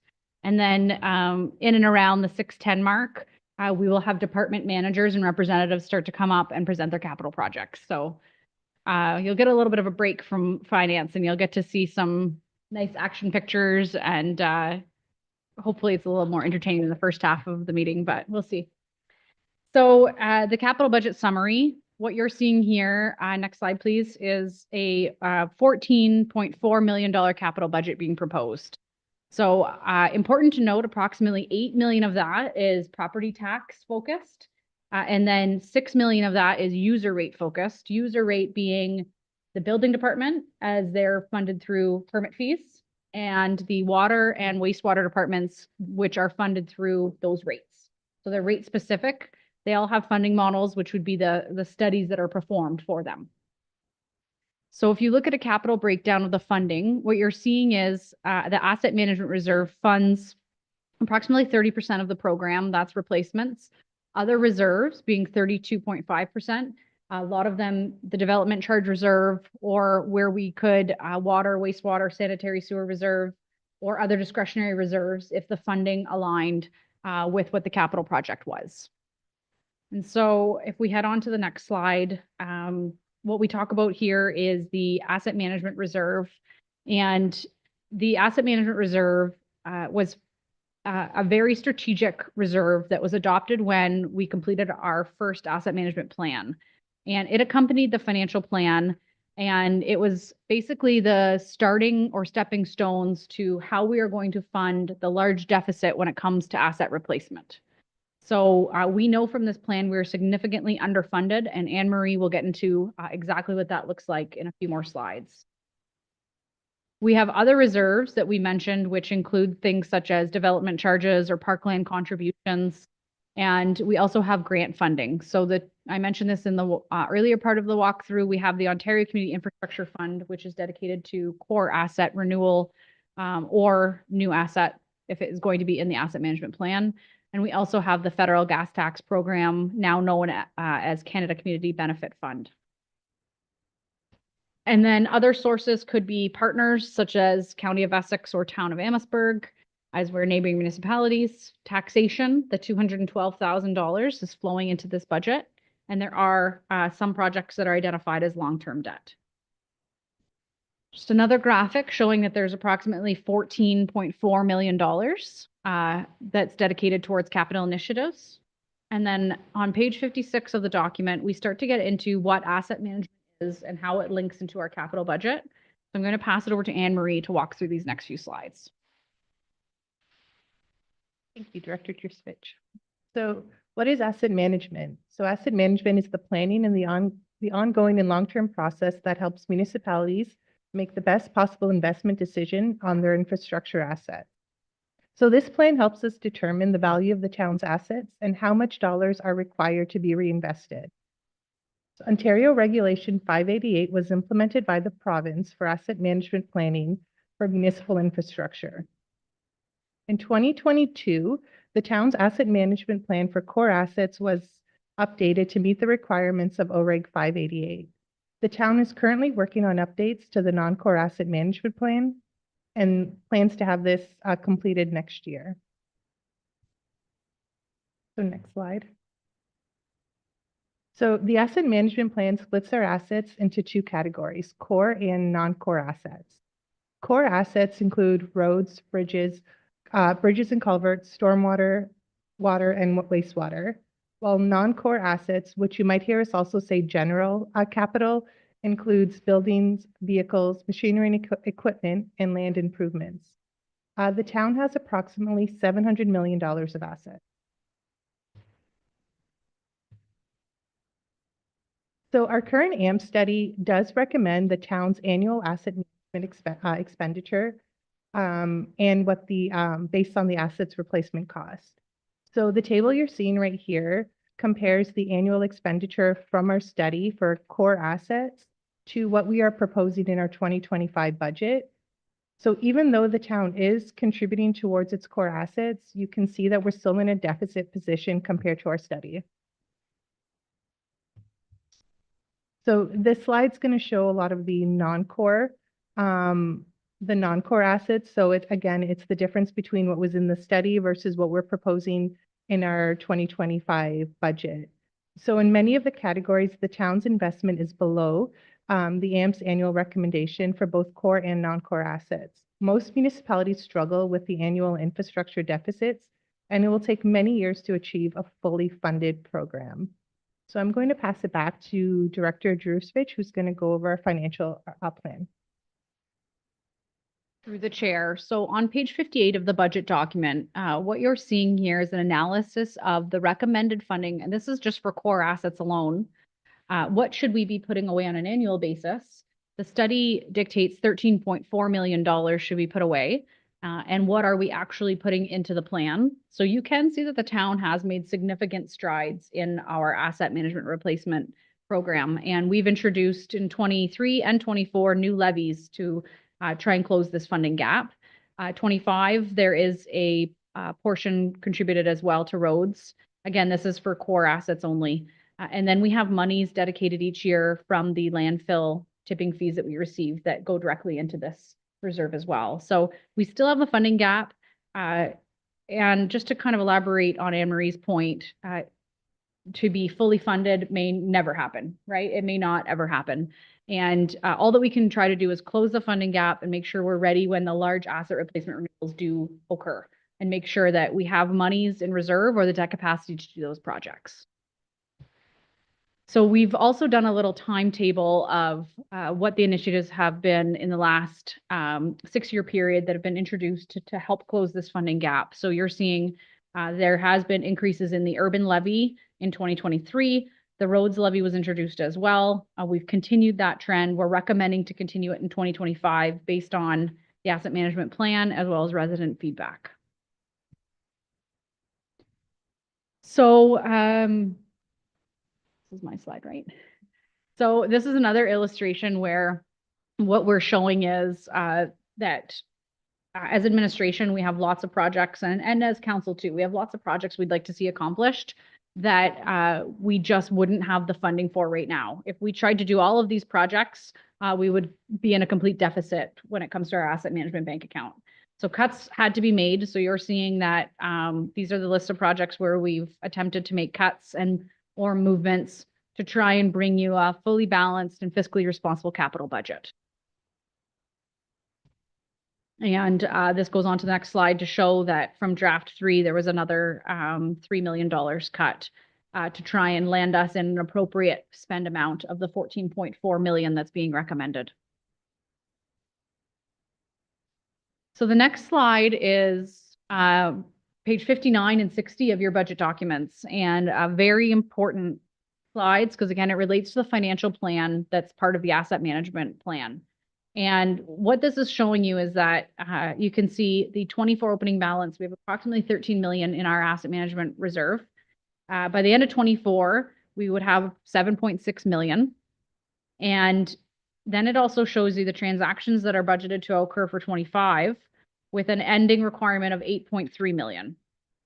And so it's important to have a balance in this reserve in case unexpected items occur within a year. Say that there was a breakdown or an emergency road repair, we would have available funding to do it from here. And also there's going to be years of high replacement and years of low replacement. I mentioned that earlier on. And so what you're seeing in red is the newly introduced levies that should be dedicated towards this reserve. And if we weren't, this slide just summarizes all the detail. In your budget books, you have all of the detail. But you'll note that if you were to remove these levies, asset management would likely go into a deficit. And also important to note, in 26, 27, 28, and 29 forecast years, we've had to apply reductions to the capital program because we won't be able to do it from a financial standpoint. So you're seeing in 2026 nearly $20 million of slated replacements. It's just not possible for a municipality of our size. So we've made CapEx adjustments to make sure we're not going into a deficit. So it's the reality that we're in. We're a smaller municipality with large asset replacement needs. So the overall kind of message here is it's important to continue to contribute to this reserve. So before we get into the slides, I'm just going to explain the layout of the capital budget and how it's presented. And so same layout as prior years. What you're seeing in the left-hand side is the project name. You're seeing a project description, the asset management status, which is very important because this dictates how the project is funded. And then you're seeing the project cost and how it is funded, because it could be funded from many different sources. Also very important is the funded from taxation column. This means there was no other available funding other than to fund it through the tax rate. So if you note back in operating, we had a 1.14% tax increase. Any of those where there's an amount is formulating part of that tax increase. Okay. So if you go to the next slide, this is sort of a cheat sheet on how capital is funded. It's important for council because if you want to see new projects introduced, it has to have an appropriate funding model. If you want to see projects cut and a new project introduced, you have to make sure their funding models are the same, okay? Because it may not align. So to try and walk through an example, right now, the only way that you can use asset management is if it's for a replacement or an upgraded project. And that's in line with the asset management plan and our reserve management policy. New assets don't have any funding within this reserve. Grant funding can be used for any of those types, so new, replacement, or upgrade. Development charge reserve is another funding mechanism. Through law, we cannot use it to replace assets. We can only use it for growth projects. So upgrade could have a portion of it because an upgrade could be to accommodate growth. Funded from taxation can be used for any of those project types. So the example that we use here is a playground in a new subdivision. It's a new asset. What are the funding options? So it's $300,000. And what we've said is, if you don't want a tax impact, look to DCs. That's the first place. So administration will recommend an amount based on the study. That's again, right from the Watson and Associates prepared study. We will attempt to get grants. And if we can't, we would seek other reserves. If we didn't have other reserves available, there would be a tax rate increase. Okay. The forecast years here are not being adopted similar to operations. They are there for illustrative purposes at this point. We do have some departments that are proposing 5-year plans, which is great to see.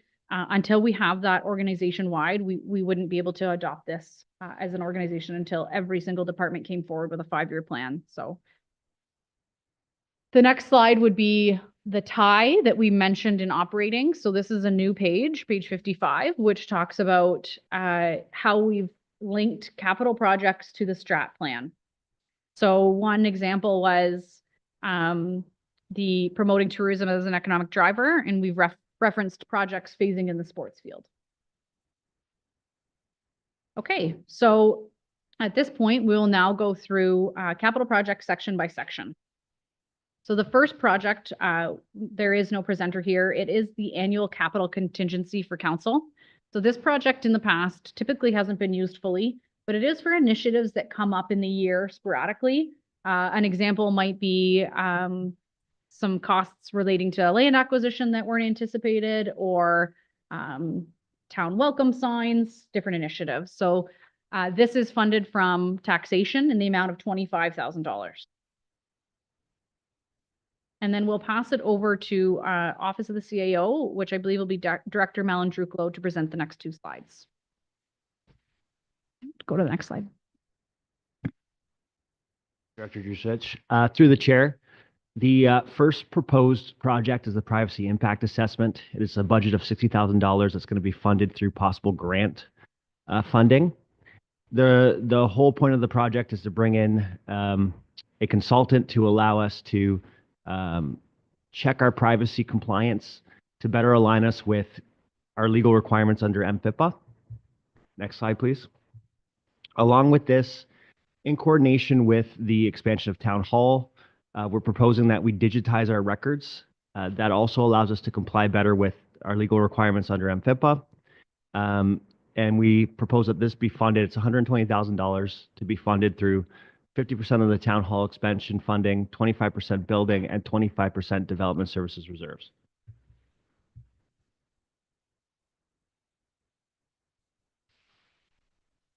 we review is the police. And police, I will go through no, we're gonna have Jake go through it. Okay, perfect. Thank you. So the police contingency is a contingency that's used on a yearly basis, just in case there's things that come up during the year at the police station. So some instances it's been used in the past was plumbing issues. It is an old facility, so HVAC issues, roofing issues, things like that. So we do occasionally tap into that fund when it's there and when things are needed. Although if things aren't needed during the year, then we won't touch that 25,000. Also, it's there as on an unanticipated needs basis. And that comes from the police contingency reserve. In addition, we did have some issues with some spots last year that we put patches on, but we do need to have a section of the roofing repaired, which is estimated at $25,000. As mentioned, there are some leaks in that area, and that comes from the police contingency reserve.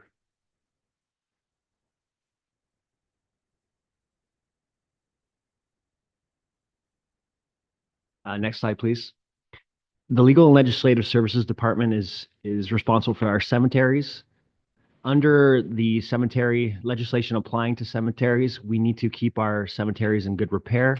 One of the things that has been pushed through from previous budgets to this budget is a fence repair at the Erie Cemetery. The cost is $39,984, and we're suggesting that it come out of the Asset Management Reserve.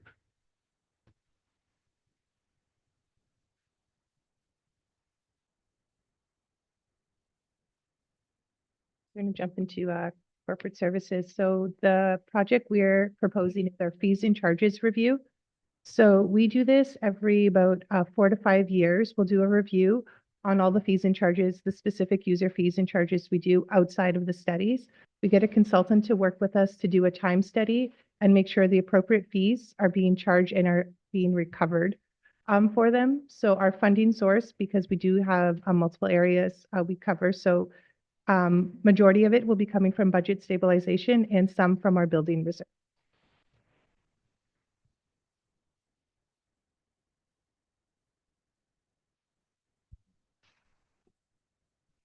So I guess I'll present these since my manager's not present.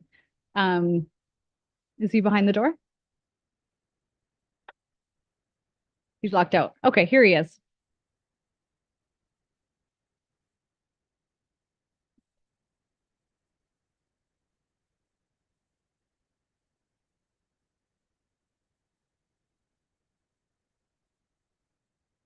Thank you. Through the chair, for the first capital project that IT has for this year is an emergency phone radio system.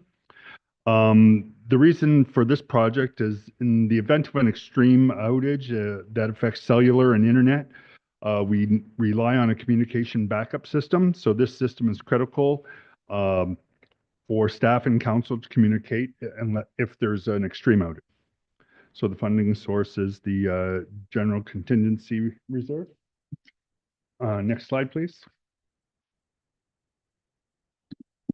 The next project is the Disaster Recovery Business Continuity Plan with a budget of $30,000. The rationale behind this project is a business continuity plan, or better known as a BCP, will ensure that the town of Essex is prepared for an unplanned service disruption or disaster. The BCP will provide all departments a clear blueprint for service continuity and restoration. It will minimize the impact and the damage in an unexpected event. Funding source, once again, is General Contingency Reserve. And the last project is a security camera and security system refresh and update with a budget of $55,000. Is to ensure that our security cameras, access control systems are all updated and maintained. This is for all cameras throughout the municipality and covers all the controlled access to make sure it's at the latest and greatest version for all facilities. So funding source is 50% general contingency reserve and 50% asset management reserve. Is there any questions? On the couple that we've heard, Councillor McGuire, please. With the disaster recovery business continuity plan, can you just explain it? Just explain it again. Maybe I got lost when you were talking, but if you could just say it again. A business continuity plan is not just for IT, it's for the entire municipality. So it's in the event of an extreme outage or an emergency, how each department can maintain and function through that outage. So it's basically a blueprint or a plan that every department has on file to follow if there's an extreme service outage. Let's say our network is out for several days due to a cyber event, or several weeks or months. This will show, will give every department a backup plan, how to continue and do business. Is this going to be a third party who gives you this plan, or is this an internal plan that we'll put together? Through the chair, this will be working with a consultant that has done this, so it will be a third party. Members of council? Seeing none, we'll continue. And next, we will hand it over to the Community Services Department.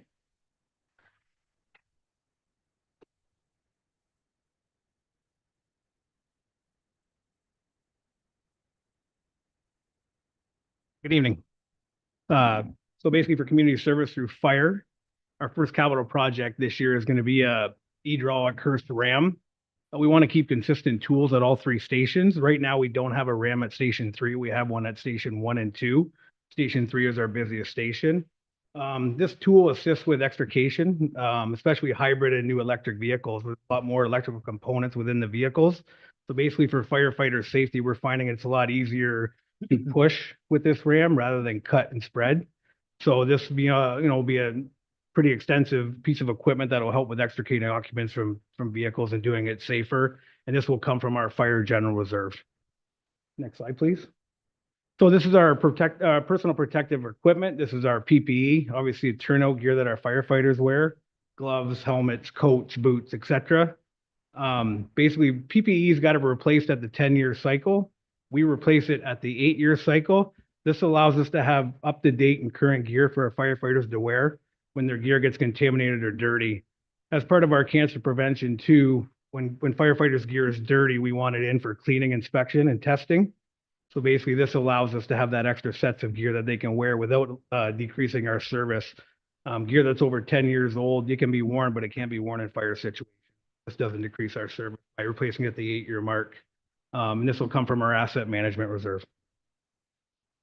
Our next capital project is hose replacement. So basically, it's an equipment lifestyle replacement. We test hoses annually for wears, tears, leaks. A lot of times we test the hose and we find that they're damaged and they're not fit for firefighting. As well as this comes with appliances, gate valves, nozzles, those sorts of things. So we need to replace those to make sure we're ready for firefighting. And this would come from our asset management reserve. Pager replacement. This is a lifestyle replacement. They're a 24/7 entity. Our firefighters wear them all the time at their jobs, at their residences. Is how they're notified of an emergency. This capital project would cover new pagers, charging docks, and batteries, and this would come from our asset management reserve. Ice water rescue equipment is our next capital project. And this is a life cycle replacement, a lot like our PPE needs to be replaced at the 8-year mark.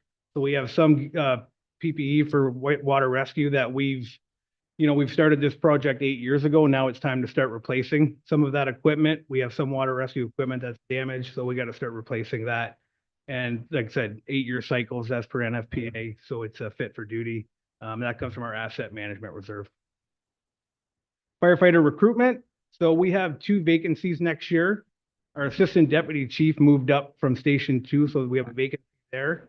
And one of our firefighters at Station 3 has given a notification of retirement. So we need to fill 2 spots. The cost of this budget item will cover all their training.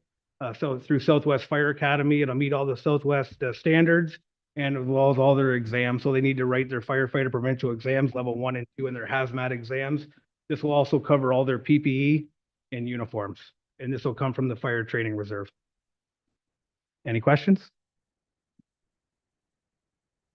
Questions? Seeing none, we'll continue. Thank you, Chief.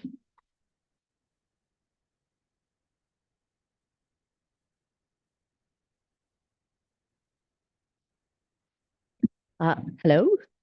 Got just a few. The first one is to replace a pump lap on our lap pool. We're currently using our backup pump placement. We've always maintained a secondary motor on site so that if we do have any repairs, upkeep, or breakdowns, we always have one to put into position so we don't lose any time and cut back on our general service losses, which has been successful in keeping us from having to shut down. This comes from Asset Management Reserve and other funding. Another booster pump, again, this is at its end of life. You can tell by the very nice markings on it. It has served us very well, again, over the last 26 years, but it is quite near its end of life. And again, by having a new pump on this, this will eliminate mechanical shutdowns and service losses, also through Asset Management Reserve and other funding. Our accessibility lift, we no longer have a that is operational to service our lap pool and training pool. The one that we had that was a battery operated unit no longer charges. So although we have access into our leisure pool, we do not have anything to actually physically lift people who are unable to use our handicap stairs. So again, going into 2025, this helps support our AODA standards and gets a new operational lift into place. And this is Asset Management Reserve and other funding. I'll stay.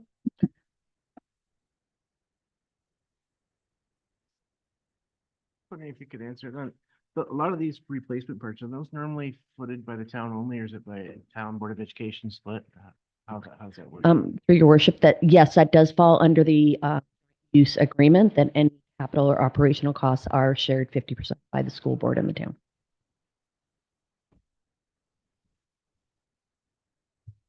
We'll continue.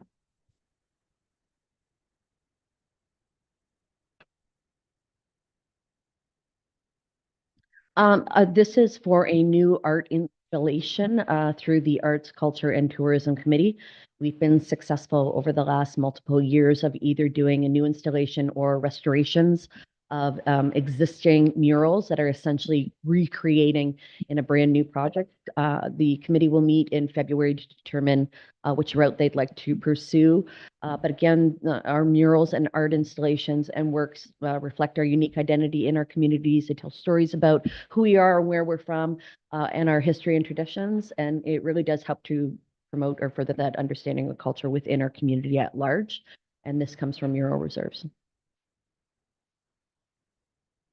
Me again. This one is for a power wash replacement. Again, a current unit that we have is not operational and not sufficient to perform the work that needed. This is to be used in multiple areas covered that are public accesses, including our showers, change rooms, tiles, and other buildings. For the most part, this is just trying to maintain our buildings to the top Board of Health standards, and this comes from Asset Management Reserve.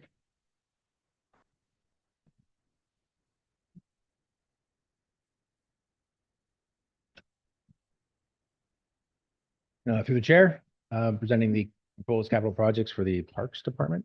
So we have the a replacement for a snowplow Coyote sidekick. It was originally requested the previous year. The prices that we got for the equipment that's required to utilize the same equipment that we have for it is a little bit more expensive than what we were planning for. So we had to come back and ask for additional funding for it. It has reached its useful life.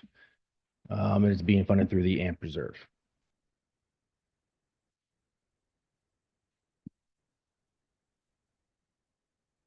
So this project is to finish off the transformer installation for phase 1 of the electrical at Heritage Gardens Park. So there was an additional ask of $8,607 for this year to finish that project, which, like I mentioned before, we did purchase a couple of years ago. It was a long wait time due to COVID shortages for the transformer, and now we are looking to do the installation for that transformer. So that's going to come from the general contingency reserve. We're also looking at the next couple of projects are for the Essex Sports Park. So as council is aware, we did apply for grant funding for that project as a whole. Now, these next few projects that are related to the Essex Sports Park, this is only going to have, well, this will be included in the large phase if we received a grant. But these are just as backup plans. If the grant is unsuccessful, then we can still at least have some phase-in approaches and do some work on the property over the next few years. So this would be to get single-phase electrical on site to the property, and 51% of that would be covered through DC reserve from parks and 49% from land acquisition reserves. Continuing on with the Essex Sports Park, so we're looking at doing the washroom and outbuilding design plan, which is expected to be $40,000. This would include the future washrooms, change rooms, the pavilion, storage area, and things of that sort. So that would be 51% from DCs, from parks, and 49% land acquisition reserves. As well, looking at amphitheater designs at Heritage Park. So that's part of the plan for the for Heritage Park. So $50,000 budget for the future amphitheater. So the funding source would be half taxation, but we did actually receive confirmation from the BIA that they'd be willing to put in $25,000 if this project does go forward. And that would be essentially half funded from grant funding and partnership. Parking plan for Colchester. So this is something that council asked administration to come back from last year's budget deliberations to this year's budget deliberations. So this was to get a paid parking system to be able to generate revenues. And one of the benefits of that would be we'd have funds coming in, so we could use those funds for different projects, such as upgraded parking or other projects that council might see fit. And the other benefit to having paid parking is it increases the turnover of vehicles, so that vehicles aren't there for such a long period of time because they know that they have to pay money. So you would likely see shorter stops and higher turnover of people, which would also increase the parking availability for other people as others leave. So the funding source for that would be from taxation. And facility assessments. So as part of the strategic plan, council wants administration to have a long-term plan of all our facilities. So to do that, we do have to have facility evaluations. So to be able to do a high-level building condition assessment, we'd be looking at $50,000 to be able to do that. So that would be from the general contingency reserve. The next project is the a barn in Harrow. We're currently utilizing a lot of additional storage facilities for our storage for our equipment. And that is being looked at being as surplus. So we are planning for those sales to go forward and then fund a new barn for storage at the Harrow location. Next slide. Successful transition to the mowing mat. So we had the road access to the harbor repaved last year, and they did some curbing. It kind of extenuated a problem that we were having before, that we're having a little bit of washout action happen right in front of the mowing mat. So it's constantly a maintenance activity for our staff after each rain to fix this issue. So we're looking at having a permanent solution to it. Half would be asset management reserve, and the other half would be the accessible reserve. A replacement for a half-ton pickup truck. The truck reached its end of life cycle. It was on last year's proposed projects. It got pushed forward to this year. Did increase our operating costs just to keep that truck in use. We're also looking to jump into the electric vehicle option, and further the study for the town to see if electrical vehicles are the way that we should be going forward. Half would be through management reserve or asset management reserve, and then the other half would be green fund reserve. Ball diamond rehabilitation. This is an annual capital project that we usually ask for. It is to keep our current level of service for our baseball diamonds throughout the town, to keep operation at the level that we're currently asking for, or that our residents are currently expecting. This is funded through the asset management reserve. This is the same type of fund. It's the soccer field upgrades in Essex and Harrow. So it's an annual maintenance fee that we ask for to cover additional costs to kind of maintain our fields in serviceability. So it's for fertilizer, fixing spots like this in front of a goal crease, and overseeding to keep our sports fields in usable condition. This is funded through the asset reserve. Coan capital project. So this is similar to, it's a yearly ask to, for projects that come up for the Coan Park. It's asked just to kind of keep maintenance under control every year. And it's funded through the Coan Park Reserve. Placement of trailer 853. So our trailers reach its end of useful life. We have it safetied every year. The mechanic safety had to do some extensive repairs last year. And they kind of notified us that the frame is starting to rot out, so it needs to be replaced or taken to service. So we're looking to replace it through the asset management reserve. Mower 890. So this is one of our smaller mowers here in the town of Essex. It's reached its end life and useful life. It has a larger repair that's needed, a hydraulic pump. So it's a quarter of the cost of the unit. So instead of throwing money on a piece of equipment that's need to be replaced anyway, we're looking at putting it through the asset management reserve plan. Replacement park lights. So this is all of our outdoor facilities that require lighting. We've been slowly replacing lights, and we found some really good LED options. So as lights go, we're looking at increasing this plan to having a little faster. Some of our operational projects don't have the funding to do this regularly, so we're looking at accelerating it by having this capital project. It'd be funded half through asset management and half through the green fund. Park contingency fund. So this is something that we ask for every year. It's to kind of cover the high cost and unpredictability of those costs when they occur for playground repairs through vandalism or just excessive use.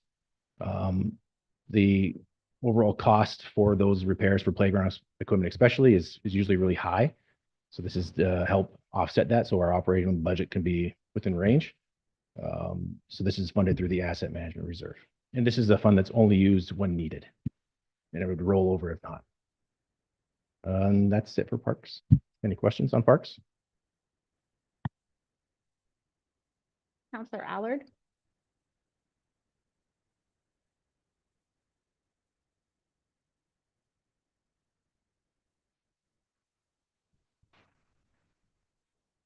Sure. Pass it on, Director. So right now we're working on the master plan for the Hero Arena and the fairgrounds. So that's part of that project that we're looking at where the best placement would be for that. We are taking that property as a whole in its full perspective because we are going to be surplusing the Harrow High School portion of it as part of an upcoming RFP that council gave direction on. So we're looking for the best suitable location. So it's quick for our maintenance staff who are reporting to the Harrow Arena. So they can just go to the barn to grab their equipment when it's close on site. It's a little bit far right now, and we're trying to work towards consolidating facilities. So this was part of the funding plan that we'd be proposing.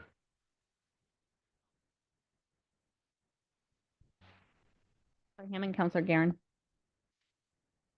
Thank you through the chair. With the Colchester parking, I have 3 questions. So with the Colchester parking, do we know how many spaces we're looking at to be paid for $35,000? How many pay units we would be looking at to get for $35,000? So it's not actually pay units. It would be more signage that goes around all of the locations. And then it's an app-based program where similar to if you go to the city of Windsor for their parking, a lot of their places, their street parking is app-based. So as long as you have the app, you can load up the money on the app and work through that. So we wouldn't have the full digital parking stations per se. And then if, because it's during the season for the harbor, if people are having trouble with that, they can go down to the harbor kiosk and talk to the harbor staff, and then they can help them with the actual parking. So it would be linked to their parking spot. How many parking spots are we talking? I don't have that number offhand. Yeah, we would be looking at all the lots that are very proximal. So it wouldn't be the Colchester Schoolhouse because that's a little farther. We'd be looking at lots A, B, C, and D that are down there. And then did we look at, I'm going to ask the question then, so I'm asking now so that way you can have it available. When you were talking about the half-ton pickup truck, if it has to be replaced, can we see an option for electric and gasoline? So can we see the 2 options and be given a choice? something that council wishes to see in deliberation, that's something we could bring forward for sure. So thank you through the chair. I would request that I would like to see the cost of an electric and gas at the same time, and then council can make their decision. I mean, if it's $35,000, that's pretty big, especially when we're looking at a pretty big tax rate increase. And then for annual rehabilitation for the ball diamonds and soccer fields, just curious, are these costs 15,000 for each? Are they offset at all by the user groups? Rental user group fees do go back to our department. I don't know if it offsets that exact account, but we do take funds or take fees for each rental that we have.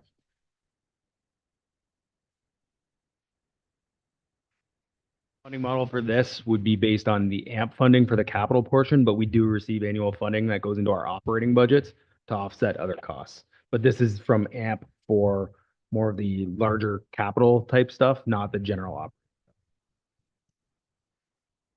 Gerard had a comment on the truck, and then I'll come back to this side. Through you.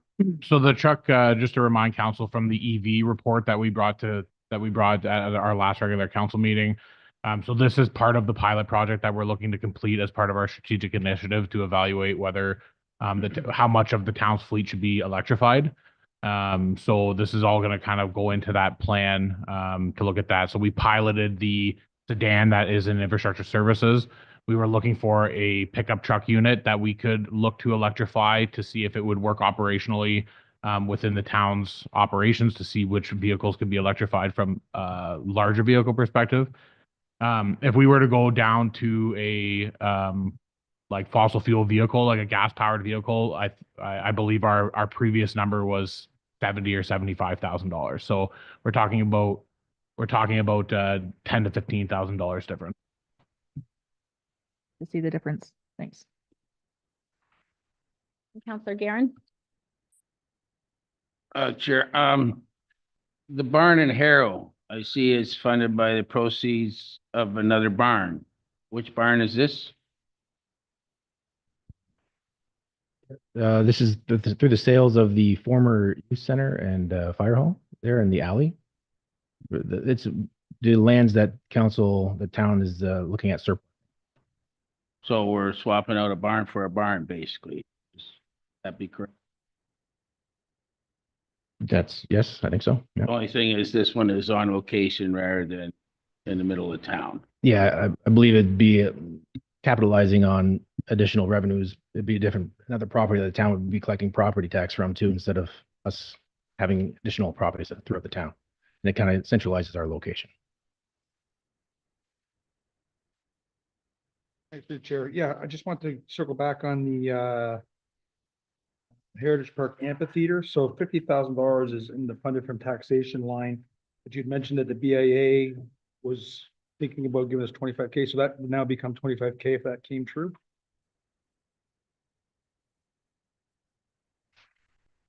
Yes, so Director Morrisute elaborated on it briefly. We found out after print that they're willing to commit to the design. Previously, it was the stereo speaker. So Director Morrisute has worked with the BIA and they have said, no, it will be the design. So on budget deliberation day, you'll see an automatic adjustment for that capital project to be funded 25,000 from BIA contribution and 25,000 from tax. Fair follow-up question to that. And then BIA just pitched a budget, so I'm assuming that 25K is coming out of that budget, okay?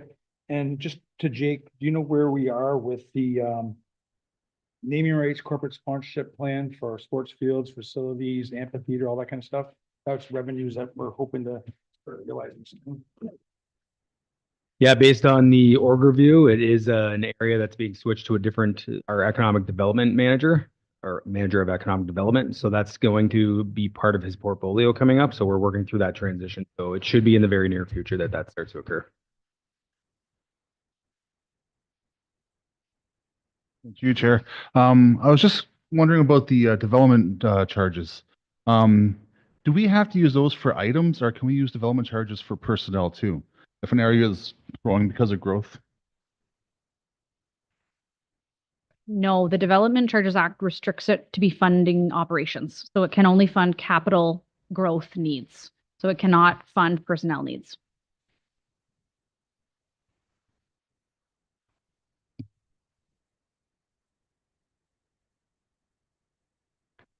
Through the chair, this is the proposed arena capital projects. So this is the building automation system control for the Harrow Arena. So our Harrow Arena is kind of more of an analog control system. So we actually have potential for a lot of energy savings and efficiencies if we put a BAS system on the building. It's funded half through asset management and the other half is through taxation. So this is the Harrow Arena second floor AC. This is also a generator that we're looking at potentially getting some funding for. We're applying for a grant as well. So similar to the Essex Arena is a shelter. We're looking at having one at the Essex Arena as well, or the Harrow Arena as well.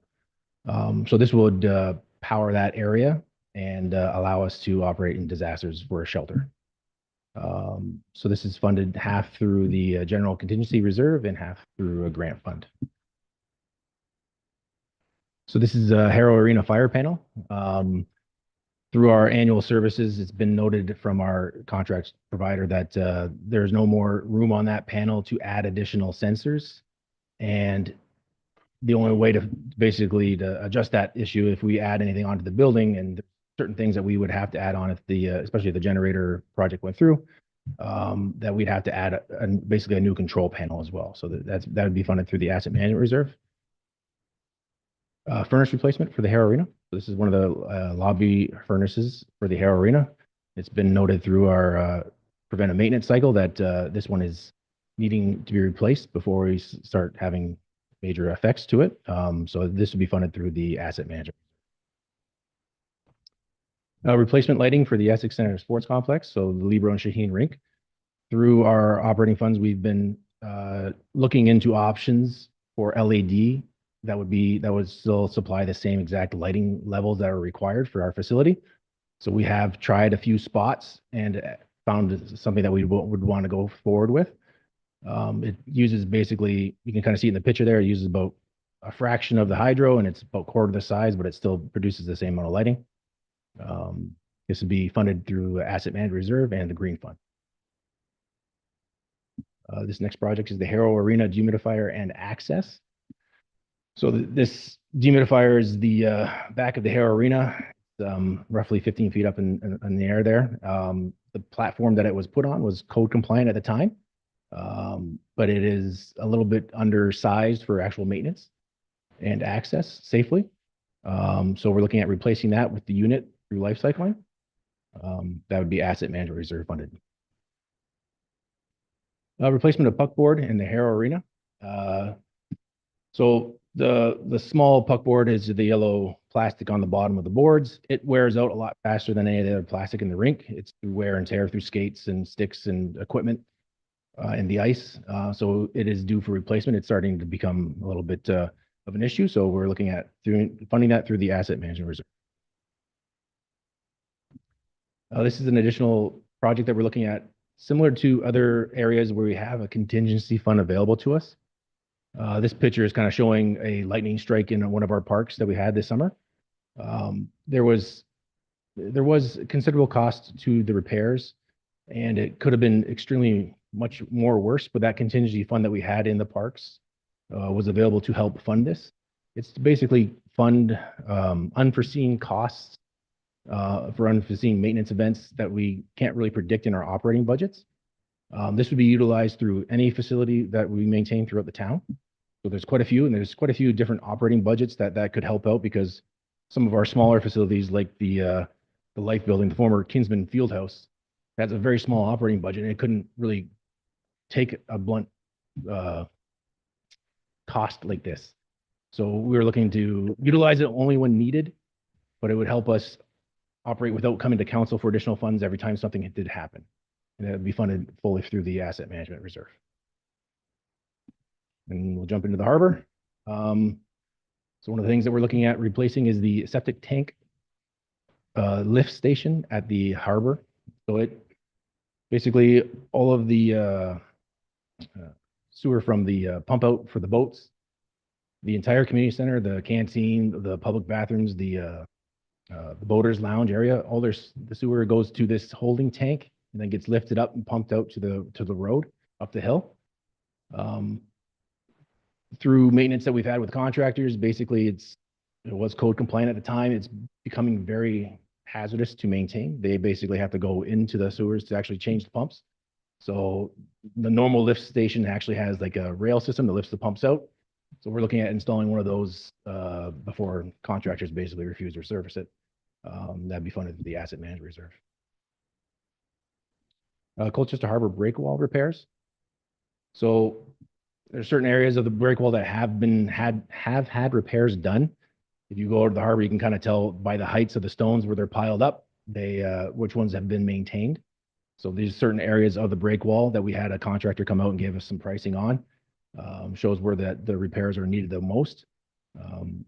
This would be funded through the asset management reserve, and we'd also be looking at applying for federal granting for it, but we don't have any guarantee for that until their fiscal year. Thank you for everything you do. Jake put on quite the show. Okay. Any comments or questions from council rather? Councillor Hammond. Chair, probably this is to Kate. I don't know. I think I brought this up before, but with the harbor break wall, do the residents inside the harbor, are they taxed any on the break wall? Like, would they be taxed on any of this since it is part of their, would be assisting them in their erosion, lakefront erosion? No, there's no separate levy right now for this project. But it doesn't sound reasonable that there could be one imposed if it is in fact alleviating their erosion that most places experience along the lake? Are My we under- protecting them? Right. I would have to defer the scope of the project to community services. My understanding is the benefit is solely to town of Essex property, but perhaps they can expand on that. Yes, the residents that do live along the lake do benefit from that. They also, have to have the harbor in their backyard as well.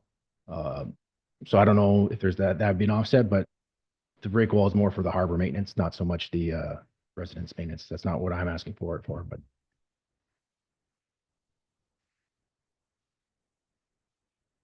You, Chair. Just on the break wall itself, is that like our responsibility or is that a federal responsibility? Kind of gets mucky. Yeah, the federal government does own the harbor, but we are the operators for it. So we are kind of responsible for operating it safely and bringing forward issues that when we do have issues brought forward. But the federal government does, I believe, own the harbor and we rent it from them. Thank you. And then would something like the Peely Coastal Resilience Fund be something that we could look at to helping us out with these types of upgrades? Through the chair, I'm not exactly 100% aware. We do apply for funding every year from the federal government. They usually cap us off, but we usually ask for dredging. But we have received funding in the past, I believe, for maintenance on the break wall through the federal government. Madam Mayor, to the AC on the second floor at the Hare Arena, just a couple of questions. Is there AC in the big community room downstairs? And do we rent out the upstairs? Like I only ever attend meetings on the downstairs. Do we rent out the upstairs? Is it fully utilized? Yes, so we were renting out kind of a permanent rental with the upstairs for a few years. That kind of fell through and now we're kind of looking at utilizing it as a community room area. So we have been renting it out.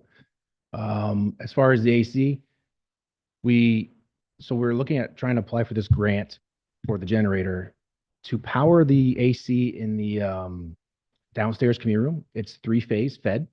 So the generator funding wouldn't cover that. The generator cost would be much more higher. So we had electricians come in and some generator suppliers.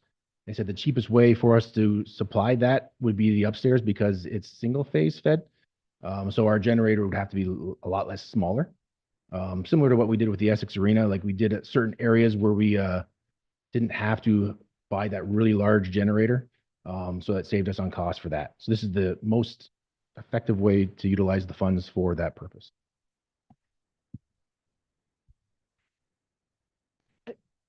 Air conditioning the upstairs community room is kind of like a byproduct of improving the generator, getting better bang for our buck with that. Also, I'm just wondering why it wasn't a new project as opposed to upgrade, but Through the chair. So all the ducting and the equipment is basically there. So we just have to basically add a cooling coil into the current unit that's there. So we're utilizing the current existing infrastructure basically. But yes, when the arena was originally built, they didn't plan for summer use for the upstairs room. So it cools down in the wintertime just great when the ice is in. So basically from August to April, it's cool. But this would be to allow us to have the cooling stations that we would put out for if needed in the disaster. So one of the things I was just wondering potentially once the budget's passed, if we could have like panels or, you know, when we have those easel stands in some of our facilities, you know, when you drive down a provincial highway, it says, you know, paid for by the province. And I know a lot of our projects are saying asset management, but asset management is tax dollars too.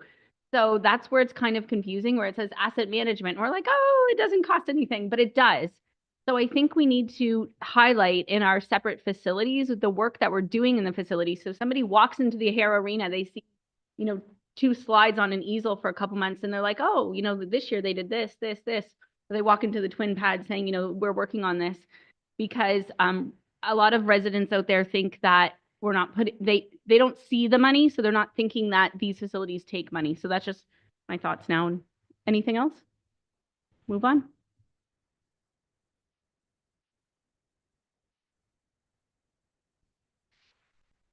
Point, we are going to pass it over to Director Chadwick to run through Development Services capital projects. Thank you, Madam Mayor, and good evening, Council. So I'm here to present you with 3 small but mighty capital budget items for Development Services.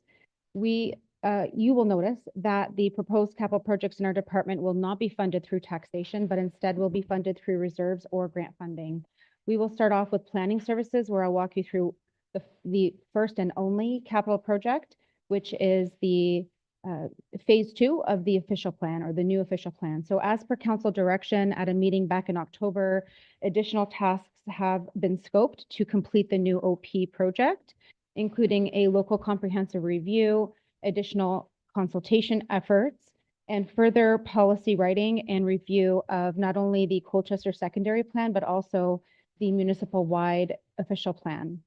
So our consultant that's been retained to help us complete the project, WSP Canada, has assisted in preparing the cost estimate, scoping the various time and resources required to complete the additional activities mentioned. This budget, however, does not include scope for review and or completion of infrastructure servicing studies. So once the local comprehensive review is underway and potential residential and employment candidate lands are identified, WSP's infrastructure team will assist in preparing a cost estimate at that time. Administration will either return with a post-budget approval, or we will identify and roll it under or in the 2026 budget, depending on the time frame of when those activities will need to be completed. In total, to complete the entirety of the new OP, we're asking for an additional $120,000, and we'll also be carrying forward any remaining unspent funds. 90% of this budget is funded through DC reserves, and the remaining 10% will come from my department's reserves. Therefore, again, no impact to taxation. Next slide, please. Moving on to economic development. I will walk you through 2 capital projects, which you already have knowledge of in one form or another. The first is the industrial CIP study. Earlier this year, following a report to council and a successful application for a grant from the province's Rural Economic Development Program, otherwise known as the RED program, or RED grant program, we created a post-budget capital project for the industrial CIP study that is identified in the title that you see, ED-24-0001. If you recall, we will be retaining a consultant to assist in reviewing the feasibility, potential impacts, and of course, the benefits of implementing a new CIP to incentivize large-scale job-creating industrial development. Although the project cost is still estimated to be $30,000, at the time of the report to council, we actually only identified that we would need $22,000 from carry forward of the business retention and expansion project. What we realized, however, is that we did not inform council that we will also require just under 8,000, so 7,900 or so from the grant. Therefore, to keep our books clean and accurate for this project, we wanted to be very open and transparent that we're asking council to approve the 7,900 for this project so we can get to that original request of 30,000. Again, this funding source for that 7,900 is coming from that RED grant that we already obtained. Next slide, please. At council's last regular meeting just last week, we asked for your resolution of support to enter into a contribution agreement with the federal government for a rural transit feasibility study, where we successfully obtained a grant in the amount of $50,000. As mentioned at the time, this grant will assist in retaining a transportation planning consultant to review the issues and opportunities to municipal-wide public transit options in the town. So to officially create this capital project, we have before you the proposed capital item for your consideration in the overall 2025 capital budget. Again, this study, as mentioned last week, is expected to be fully funded by the federal grant and will have no financial impact to taxation. That's all from Development Services, Mayor Bondi and Council. Thank you for considering. I'm just curious on the first one you discussed about the $120,000. That's the additional cost based on the direction we gave you at the October meeting? Thank you, Deputy Mayor. That's correct.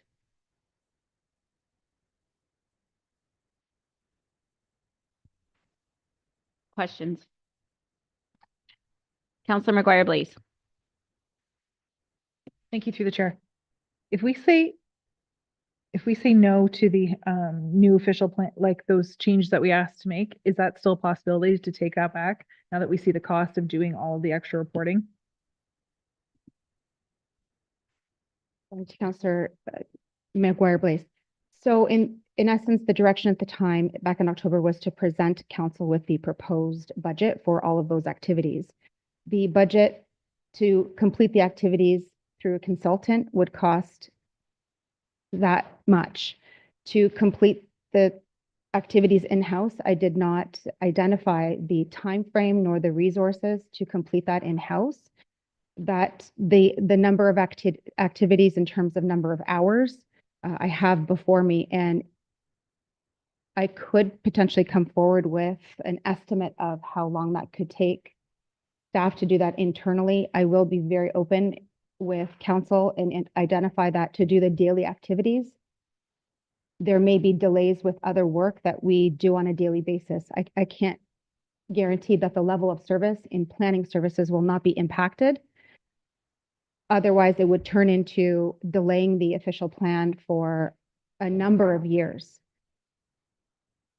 As we know, we're also obligated to update our official plan to not only be in line with, consistent and conform with the provincial policy or provincial planning statement, but also the county's new OP. So we are on a time constraint and we just don't have the resources to do these additional tasks in-house. Council also has the option to adopt the existing, we'll say draft OP. We can work on some of the language, the policies that we have, we need to clean up as a result of the public consultation, the local comprehensive review, the additional consultation efforts, final draft of the OP, and then essentially a lot of that legwork, we just don't have the resources in-house to do that work.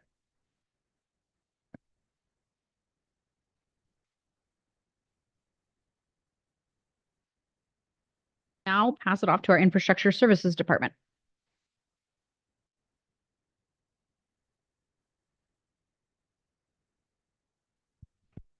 Council, through the chair, this should be a fairly familiar slide. This is something we start with every year in infrastructure services. So this is kind of just a nice pictorial of what we're kind of looking for when replacing assets. Basically, you see a few different lines, one showing depreciation, one showing repairs and maintenance costs, and one showing total costs.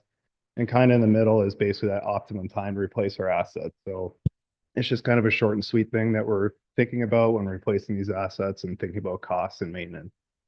Next slide. So the first piece of equipment we have is a 15-ton snowplow. Very common when we're talking about these things, reasons why we're replacing it. One being the useful life and the excessive corrosion due to the winter control operations, pretty standard in all these trucks. This is a 2013, so it's already 12 years old, 11, 12 years old. By the time we receive this truck, we'll be almost 14 years old, so we won't actually be fully purchasing it for 2 years once it's ordered. So that's kind of what we'll be looking at. And at that point, there'll still be some decent residual value left in it, but we'll be kind of really at the end of its life by the time we move things. So next slide. This generator is for the shop / environmental services shop in Essex. Last year we did one of these in Harrow, actually this year, which has now been installed successfully and should be operational here shortly. We're looking at adding one at the Essex shop to, assist with the same reasons, winter control, potential severe storm outages, obviously power outages, and being able to operate during these situations. So, make a safe environment for our staff to operate in under those conditions. So that's something we were looking for. Last year, we did get a grant on this. I'm not aware of anyone right now, but that is something we will also look into. But we're looking at a price tag of about $80,000 to install a generator there. Next slide. This minor equipment budget is something we've had for probably the last 5 years. We implemented this to buy smaller, piece of equipment, smaller hand tools, from a generator down to a chainsaw. We're not generally looking at this stuff in operations. So, on an ongoing basis, we need to replace some of these items, not so much like a welder or the air compressor, but these smaller items. But we do have to make repairs to these larger items. And one of the things that popped up for us this year was the new drive clean recommendations from the government. We now have to do our own safeties and stuff in-house, which causes us to buy some equipment and update, our programming and stuff for the mechanic to be able to perform these functions. So that's something that pops up for us, in the middle of the year. This budget kind of will help take care of that. And as we move into the digital world with inspections and safety inspections, that's where this will help with that. Next slide.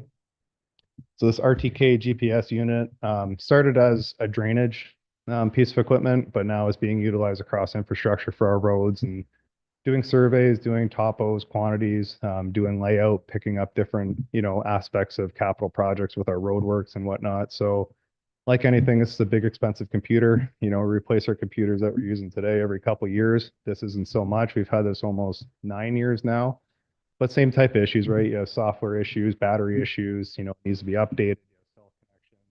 Ongoing issues with servers, so when you're out in the field and it's not functioning properly, it's time for it to go, basically. Next slide.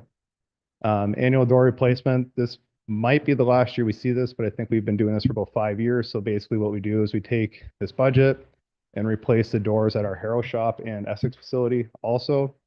Like I said, I think this is the last time we'll have to replace it, but we usually buy about 3 doors per year to replace the ones that are existing. The main issues that we have is obviously the nature, again, of operations with salt and corrosion. The bottom of the panels of the doors rot out pretty quickly. You wouldn't expect this in a typical operation, but in our reality, they do go pretty quick. So this should be the last year we see this, but that's what this budget will be covering. And that's it for me. Sorry, questions? Questions? Deputy Mayor Shepley. A couple of questions. One, the generator, how many kilowatts would that one be that you're looking to replace? I think the one we have in Harrow is about a 60 kilowatt. 60? Yeah, so the one we did in Harrow, we purchased that so the whole shop will be fully functional. So in a winter event or anything like that, if we are out of power, the mechanic can still do what he needs to do if we have any major repairs. So we would probably be looking at the same thing. Looking into the future, we don't want to downsize the one in Essex. We want to make sure we can fully function too. I'm glad I asked because I think a lot of people see the picture and they'll think that's a 6. It looks similar to the one I have at my house, which is 23. So when you see that and then you're at 80,000, you're like, how do they get to that price? I know. I stole that picture off the internet. It's not the exact replica of the one we have. It is much larger, but it's basic. So. And my next question would be on now that we're doing our own safeties, I know there were some changes or I don't know if they've implemented them yet, but there were some changes coming. Were there extra equipment that we had to buy as well? Because I know that they've done some pretty exorbitant changes, or it's coming anyways, for the safety checks. And Through the chair, yeah, we had some stuff we had to buy for our mechanic position, obviously, to do these inspections. And I don't know if there's anything else we had to purchase this year, but that was a big undertaking. We're still dealing with it right now, kind of getting used to what we need to do. I'm not sure that we actually have everything in place yet, but we are going to be looking to hopefully finalize that here shortly. So specific piece of equipment, I'm not sure exactly what that was for Scott, but that's basically what it'd be for. Thank you through the chair. With the replacement of the the 15-ton snowplow, $445,000. I know that we don't have an actual cost, but did you underestimate or overestimate this cost? This cost is being driven from the last truck that we purchased last year. So I think that came in around 435,000 roughly. So we're kind of should be hopefully right there. Hopefully things didn't go up. I mean, it's tough to say, but we should be right on budget.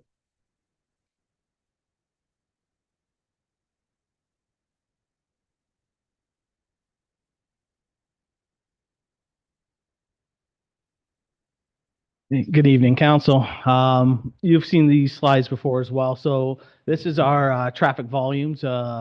It's depicted with the green lines are our roads, the blue line roads are the county roads, and it's exaggerated by the amount of traffic that's generated on each road. So, you know, this is a figure of our rural area, so essentially Ward 2, but our busiest road that we have in there is North Malden Road, and you can see the county roads 23 and 11 for Walker Road and 8 being the busiest in the northern portion of our town. Next slide. Here's a depiction of wards 3 and 4. So once again, our busiest roads the town has would be Smith Road, as well as Fox, Gore, and Wright, as well as Ridge Road. From the county, you can see that County Road 20 and 11 are the busiest, as well as County Road 23. So you've seen those before. Those haven't really changed much over the years. Next slide, please. So you've also seen these slides as well. So these are road maintenance slide. And if you want to click it a couple more times, you can see that it talks about how we should be maintaining our roads and cost effective. So when our roads are in excellent to good condition coming up to fair, we're trying to do as much preventive work as possible because it is the cheapest option to the town, which involves crack sealing, patching, and overlays. And once they kind of get in that fair to very poor, the yellow range, we're looking to do rehabilitations, which are mill and paves or cold recycled paving. Those cost the town a little bit more for that type of maintenance.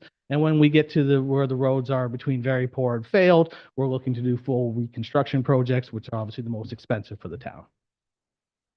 So for our first capital project, we have the transportation master plan. So the master plan is to assess the existing and future transportation growth needs for both vehicular and pedestrian facilities. Our budget for this is $200,000, and that would be to hire a consultant to do this study. And the funding for it is coming out of 50% from the DC development charges for transportation, 25% from Public Works general contingency, and 25% from our trail reserves. The second project we have is the Sullivan Street sidewalk. This would be a new concrete sidewalk, 1.5 meters wide on the north side of Sullivan Street, running from Bagot to Jackson Street, which would bring pedestrian traffic into Jackson Park there at Colchester Harbor. The budget for this is $50,000, and the funding source is coming through taxation. Next is a pedestrian crossing at Laird Avenue. We've had council reports about this location. So this one here would just be to provide signage and line painting to create a pedestrian crossing properly at the location at Laird Avenue across South Talbot Road, as well as a sidewalk to connect up to the trail that's on to the south. And we also have a note in here of that if you're looking to construct the trail or the sidewalk along the north side of South Talbot, it would be $85,000 in order to construct that from Victoria down to Bryan Avenue. Just want to give you the numbers. So the budget for just the signage is the $15,000, and the funding source from that is our trail reserve. Now we're coming into more of our annual program. So we have our annual sidewalk maintenance. This year's budget we're proposing is $150,000, and this is to remove deficient sidewalks throughout the town. We try to do them within blocks and not just pieces. We will fix pieces when they're bad enough, but otherwise we're trying to replace sections, blocks at a time. It's a removal and replace and putting in the new proper tactile plates and meeting today's AODA standard. Funding source for this is coming from our asset management reserve. Next, we're getting into our hot mix asphalt program. So the first one that we have is to do Fox Side Road as well as part of Gore Road. So this one would be a Cyrene project. We'd be looking to do it through the County of Essex as we have with a lot of our other Cyrene projects, and we're doing a full depth recycle and then asphalt paving of the roadway and shouldering completed by the county's contract. The budget for this stretch of road is $455,000, and it's coming from a grant from CCBF. The next hot mix program road would be Oak Drive and Park Lane and Tully Meadows in Essex. So we're into Ward 1 now. This one will be milling, so it would be about a 50 millimeter depth mill and pave as an overlay done for the roads. Well, this past year, we did the 2 cul-de-sacs coming off of Oak Drive, so we wouldn't have to go back over those and setting it up for this for 2025 paving project. It's $465,000 the expected budget, and once again, the grant is coming out of a grant from CCBF. We also have another project in Ward 1. We're looking to do Kingsway and Earl Court in Essex. So a couple years ago, we had already done Viscount Drive, so we're kind of completing the last road in this area that needs a little bit of love. It needs to be milled and paved once again with 50 mils of asphalt. It's about a $200,000 budget coming out of this hot mix program is in Ward 4. It's Twin Gables Drive. This one ties in with a water main replacement project that we've looking to have complete early this next year with a tender. And then as part of that, the water main will go on the roadway, and then we'll end up milling the road and repaving Twin Gables Drive in the loop from County Road 50 to County Road 50. The expected budget for this is $165,000, and it's coming from a grant from CCB. And the last hot mix asphalt project that we have would be completing the next segment in the southeast quadrant of Harrow. It would be completing Fernwood, Woodlawn, Traylane, and Murdoch Street, the remaining portion that wasn't done. So it's building off the last 2 years where we've done the other roads from Arthur and Pearson and Taylor. And so for these remaining roads, it'd be a full depth asphalt replacement. We compact the granular again and pave 100 mils of asphalt. The expected cost is $365,000, and that would be coming out of our asset. Going into our rural roads, these are our reconstruction projects. So it's Isla Road and Huffman Road.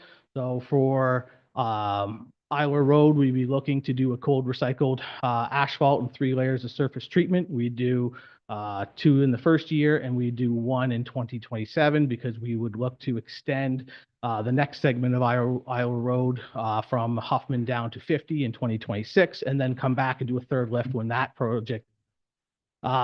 For Huffman Road, we're looking to do a pulverization, a little bit of a road widening because it has a bit of a narrow road base, and then we would be doing 2 lifts of surface treatment this year, and we would do its third lift in 2026.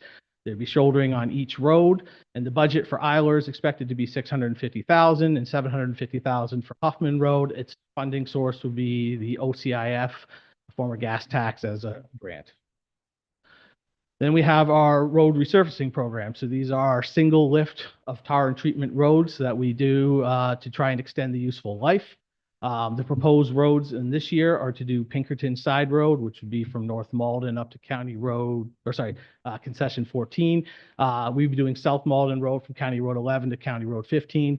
And the 13th concession, which I believe is from County Road 11 to Highland, and the 6th concession road, which would be from Reason-Nicola to County Road 11.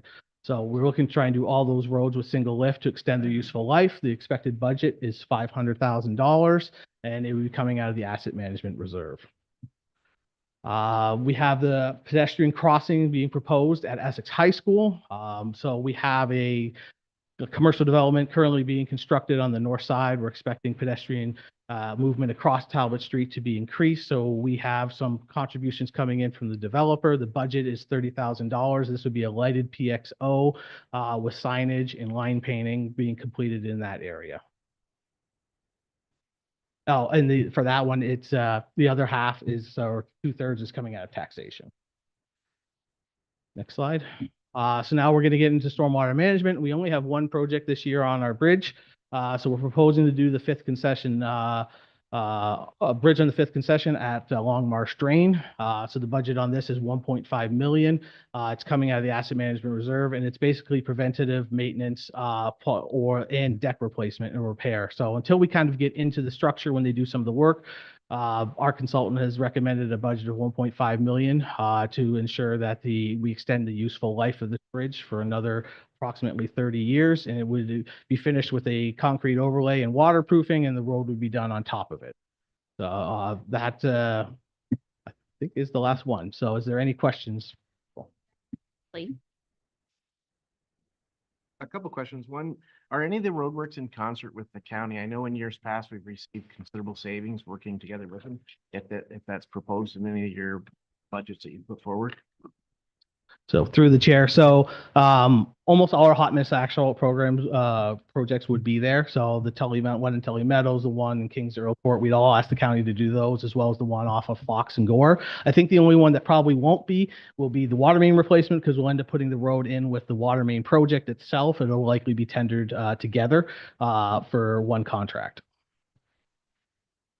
I wondered, because I know that we had asked, I didn't know if maybe just didn't have time to get it in the budget for this year, was the pedestrian crossing.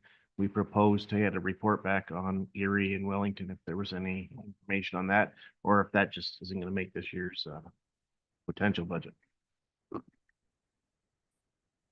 You're the chair. So there is a council report that will be coming on that, but it won't come until the new year. So we weren't able to include that in the budget for this year.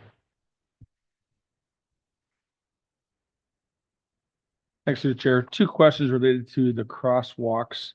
How do we determine which crosswalks get lights, which crosswalks just get signage? For example, on South Talbot, we're proposing a crosswalk with signage, but down the road on same road, it has lights.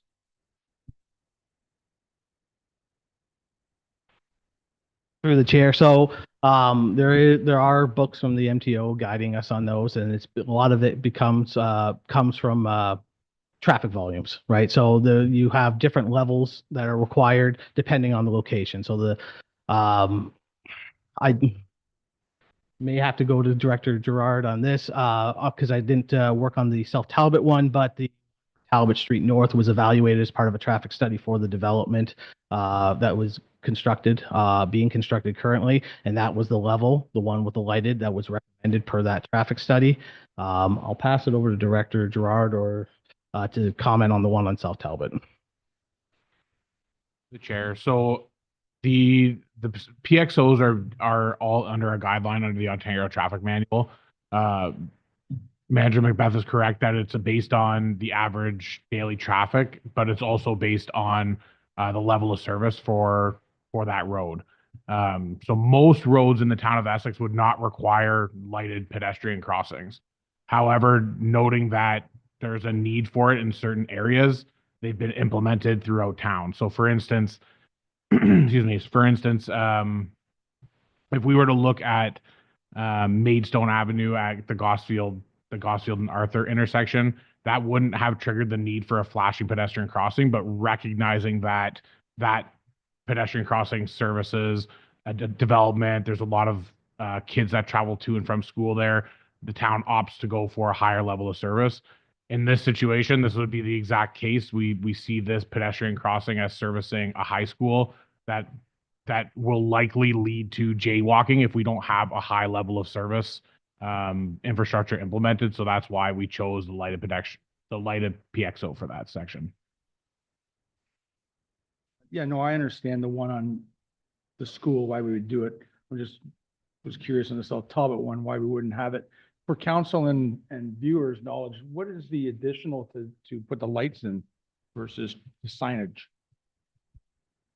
Through the chair. So if we just look at this proposed budget, we have one crossing that's being proposed as South Talbot, which includes some concrete ramps with tactile plates, some line painting and signage. That is about $15,000. If we look at this option, which is the lighted pedestrian crossing, signs over the road, triggered solar power, we're about 30,000. So we'll double the cost. Sure. So last question on the one on North Talbot.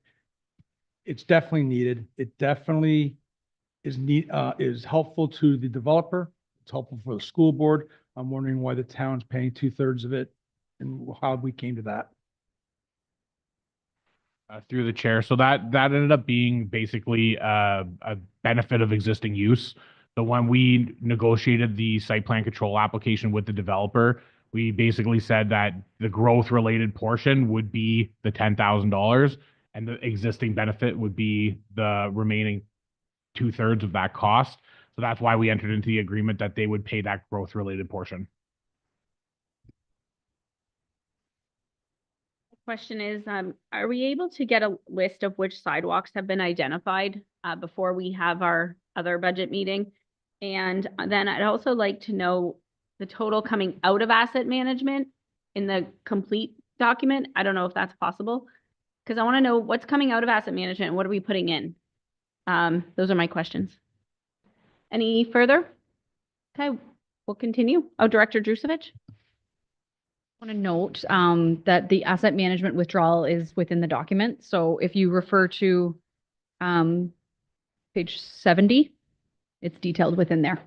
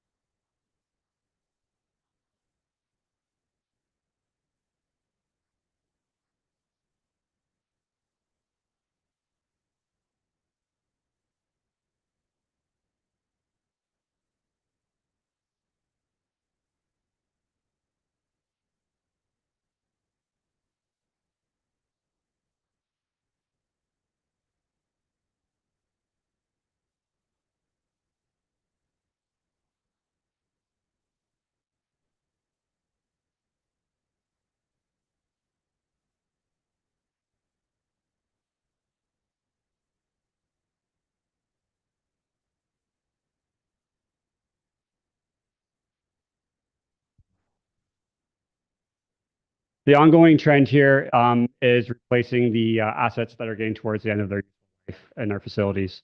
We have some aging treatment facilities. A lot of these key components here are original to the facility itself.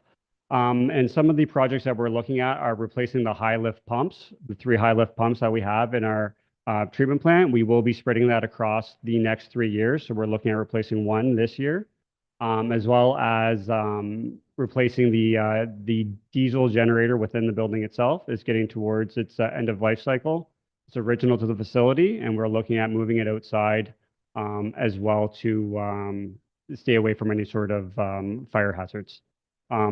We're also looking at replacing PLC components within our facility, as well as a tow behind pump that the staff use an emergency basis, as well as various building maintenance projects. And this will be funded through the water wards 3-4 reserve. Next is our equipment contingency budget. We budgeted $20,000 across our 2 ward system for our water system. And this is just for unanticipated costs that come with replacing some failed assets that we don't typically budget or plan for. And those corresponding budgets would be coming from the corresponding water reserve. Any questions for water? Sure, with the easy one, the pickup truck, is it an electric one or gas powered? Gas. Okay. We're looking at gas for now, yeah. Second, when we're bringing water to those sites, do we look at bringing any other services at the same time? And I just didn't know, like, while we're digging the hole, why, if we're running anything else alongside of it or not. Yeah, so that's for upsizing of the water main. You'll see in the next wastewater, we're doing the same thing for wastewater, where we're upsizing the sanitary as well. Yeah.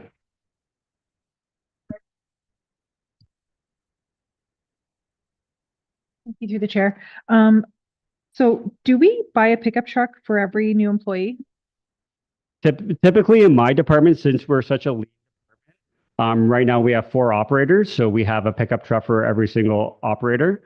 We don't go off the buddy system right now because we just have a limited amount of resources. We have to, we have to spread thin. We got to spread our resources out, right? So right now we have a pickup truck for every single.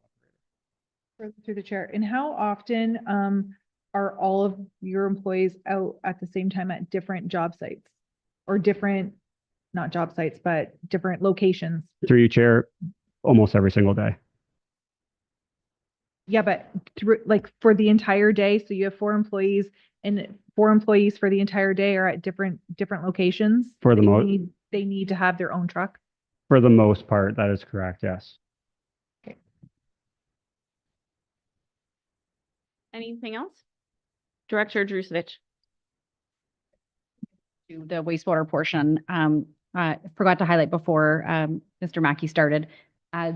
This is a special portfolio because it's user rate funded, right? So it's not tax rate funded. The study that you've already saw the study earlier this year for water and wastewater fees, and it's all tied to this capital program that Manager Mackey is presenting right now. So on December 2nd, you'll see the proposal to increase those fees. And very important to make sure that we have the proper infrastructure in those 2 divisions. I do have one question on upsizing existing pumps in Harrow for the Harrow High School development and to address wet weather flows. Would something like that help if we were to have like a flood, for example, again in Harrow? Chair, yeah, the anticipation is that it would help. I don't know the exact amount that it would help with the amount of rain that we had during the last time, but just to give you an example, the pumps that we're looking to upsize at Roseboro, they're currently 70 liters, are rated for 70 liters per second. And the new pumps will be rated at 120 or 122 liters per second. So about a 70% increase. I think information like that is really important. So maybe like we need like little asterisks in this document so that residents reading it know, like, I just like more like that data is important because it is kind of checking one of the boxes that we're looking at flood mitigation and how to do everything we can. I don't believe anything we could spend millions and millions of dollars and we still would have flooded, but showing in the document that we're working on those things, I think is important. Just some feedback. Okay, continue.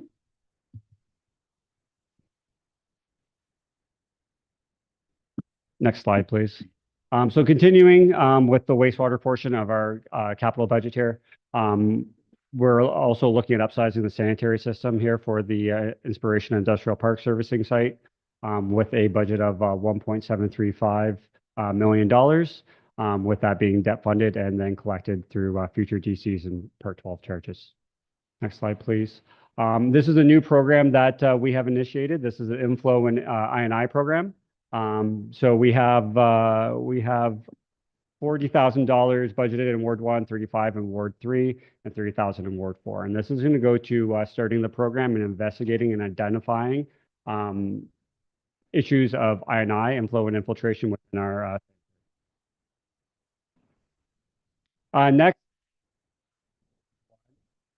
treatment facilities. So we have two treatment facilities in Ward 1. We have the Essex Pollution Control Plant, just here located off of the bypass.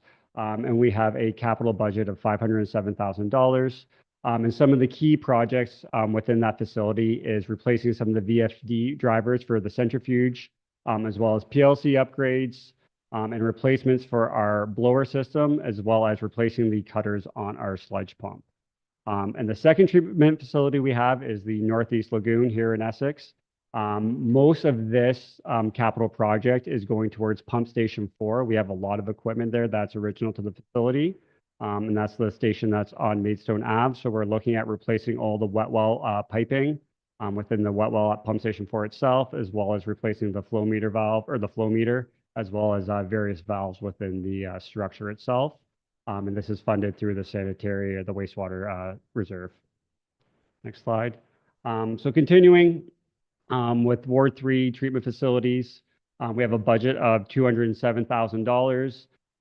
Majority of this work is geared towards Pump Station 7, where we're going to be replacing a lot of the piping or most of the piping within the wet well system. And then over at the Colchester Lagoon facility itself, we're looking at replacing the alum pump as well as various valves and the flow meter in the headworks building there. And that funding source is from the wastewater reserve for Ward 3. Next is Ward 4. We have a budget of $100,000. Most of this work is happening at the pump station itself, where we have the raw well bypass piping that needs to get replaced, as well as the alum pump. And this is funded from Ward 4 wastewater reserve. And next, so this is the Harrow Lagoon pumping station upgrade as far as the pumps. We have a budget of $290,000, and this is for upgrading and upsizing the existing raw pumps. And this is to accommodate the potential future growth of the Harrow High School development, as well as addressing wet weather flows. And this funding source is 50% from DC reserves for Ward 4, and as well as 50% from life cycle reserves for Ward 4 wastewater. Next is our treatment contingency budgets that we hold for various treatment plants. These budgets are used for any sort of unexpected or upgrades that are needed on failed assets that we don't typically budget for. And their budgets come from their respective wards for their wastewater. Next is the wastewater collection contingency. So just like our treatment facilities, this is just a contingency fund that we hold for any sort of unexpected repairs, upgrades, or replacements within our wastewater collection systems. And they are funded through the corresponding wards and their wastewater reserves. Any questions? From members of council? I just have just one for administration. I know we did the budget open houses last year and they weren't really well attended, but I'm wondering if there's something we can do and the admin team can brainstorm where we do like videos of, we did this at the sewage treatment plant. We did this here, where we put it on our social media and we bring people, by video to the locations. Like I want to take it up a notch with what we're doing and how we're spending people's money. It's just an idea. Bring it to them, or let me go Facebook Live in all these facilities and I will too. Councillor McGuire, please. Thank you through the chair. I actually was going to suggest something similar. I just attended on accident the town of Amherstburg's budget community budget meeting. And instead of doing it in a room off to the side, they did it right in the lobby. So everybody who is coming in for activities for the day, and so all of those hockey parents basically is who you're going to get. But that's a really big chunk of the population. Doing it in the lobby, it kind of forces people, doesn't force them, but then they're interested. Whereas when it's off to the side, even though we do have the doors open, people are like, oh, what's in there? I'm not really sure. And they don't want to come in because they don't know what it is. So maybe even just moving it to the lobby in both Harrow and Essex is a good idea. Mr. Drusevich. So we'll just wrap up the closing remarks right now. So there was a slide that mentioned carry forwards. We don't review carry forwards at the walkthrough. They are present within the document. Carry forwards have already been approved by council. So it just shows the remaining monies to be expensed in future years. They've already been funded. Next slide, please. So at this point, the next step is to prepare yourselves for deliberation day. And so, as you can see through all of the detail we got through tonight, any change to the budget is fairly complex. So if you would like to see certain changes, I highly recommend meeting with myself, and we can arrange to meet with whichever department you would like. I'm going to set up my availability right after this. I can assist you with any changes you want to see and exactly what that means to the tax rate, so that we're well prepared for deliberation day. So I'm just going to give you an example. If you refer to page 13, that's a fairly important page of the tax document. It shows all of the changes to our budget and what it did to the tax rate.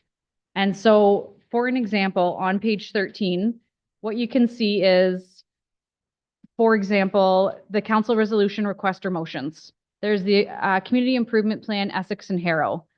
If those were cut from this budget entirely, it would be a savings to the tax rate of 0.21%. Okay, so that's how that graphic reads. And so same with the new capital projects. Oh, it's page 12. I'm looking at the old document. I apologize. Page 12. Page numbers on mine are different. So page 12 is I'll go through that one more time. Page 12 is the graphic I'm referring to. And this really shows what your decisions and how they can impact the tax rate.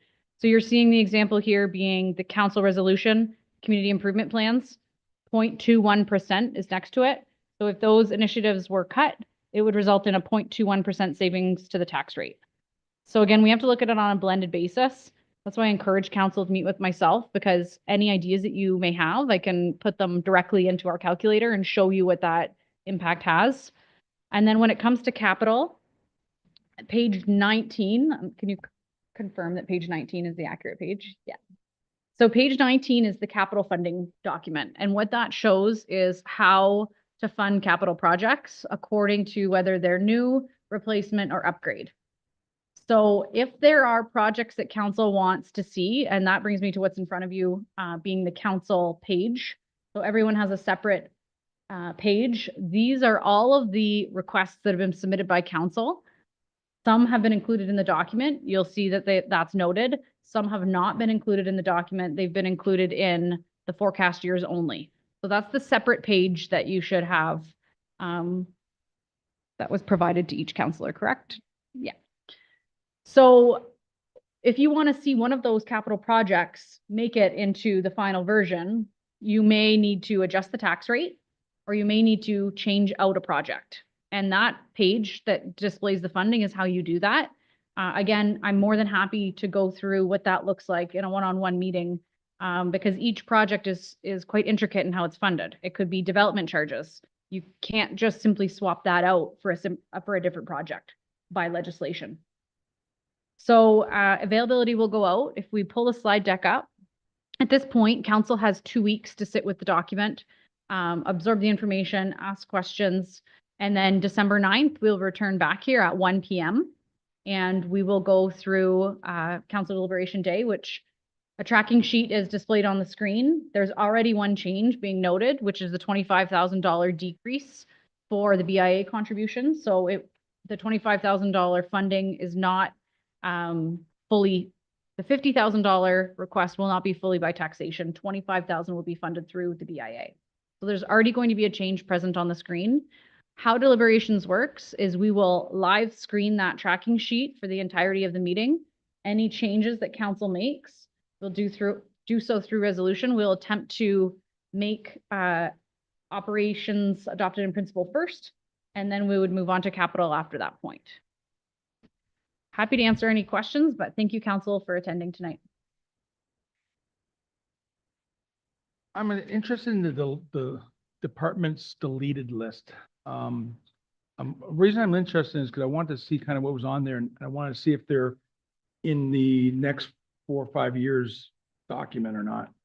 And because they deleted them doesn't mean they may have been more important to some counselors than they were to the department head. So I'd still like to see that list.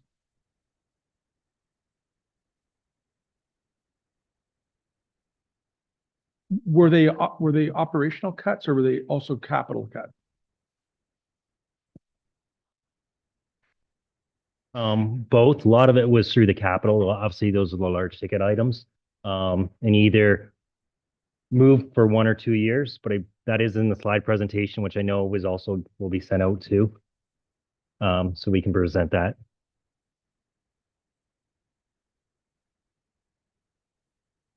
Thank you through the chair.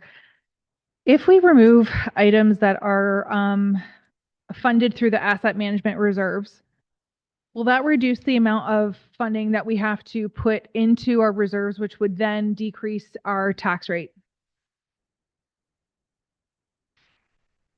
Question.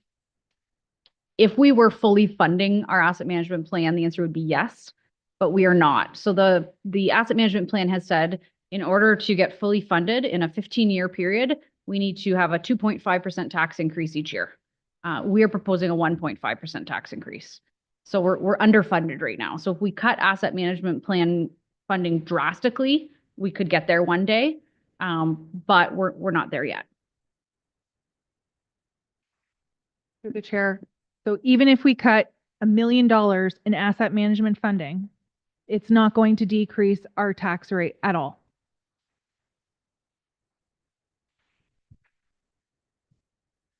It depends which way you want to look at it. If you want to decrease the levy this year, that we can do that, right? And that would have a direct impact to the tax rate. But we're still going to remain underfunded for a period of years. More question. So we have to decrease it 1%, we have to find somewhere in here $183 or so $1,000.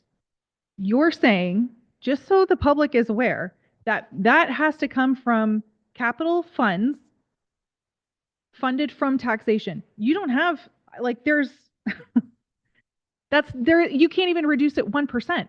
So where can administration point out 1% that we could cut if we wanted to? Positions proposed, council resolutions, and we would look at service cuts after that point.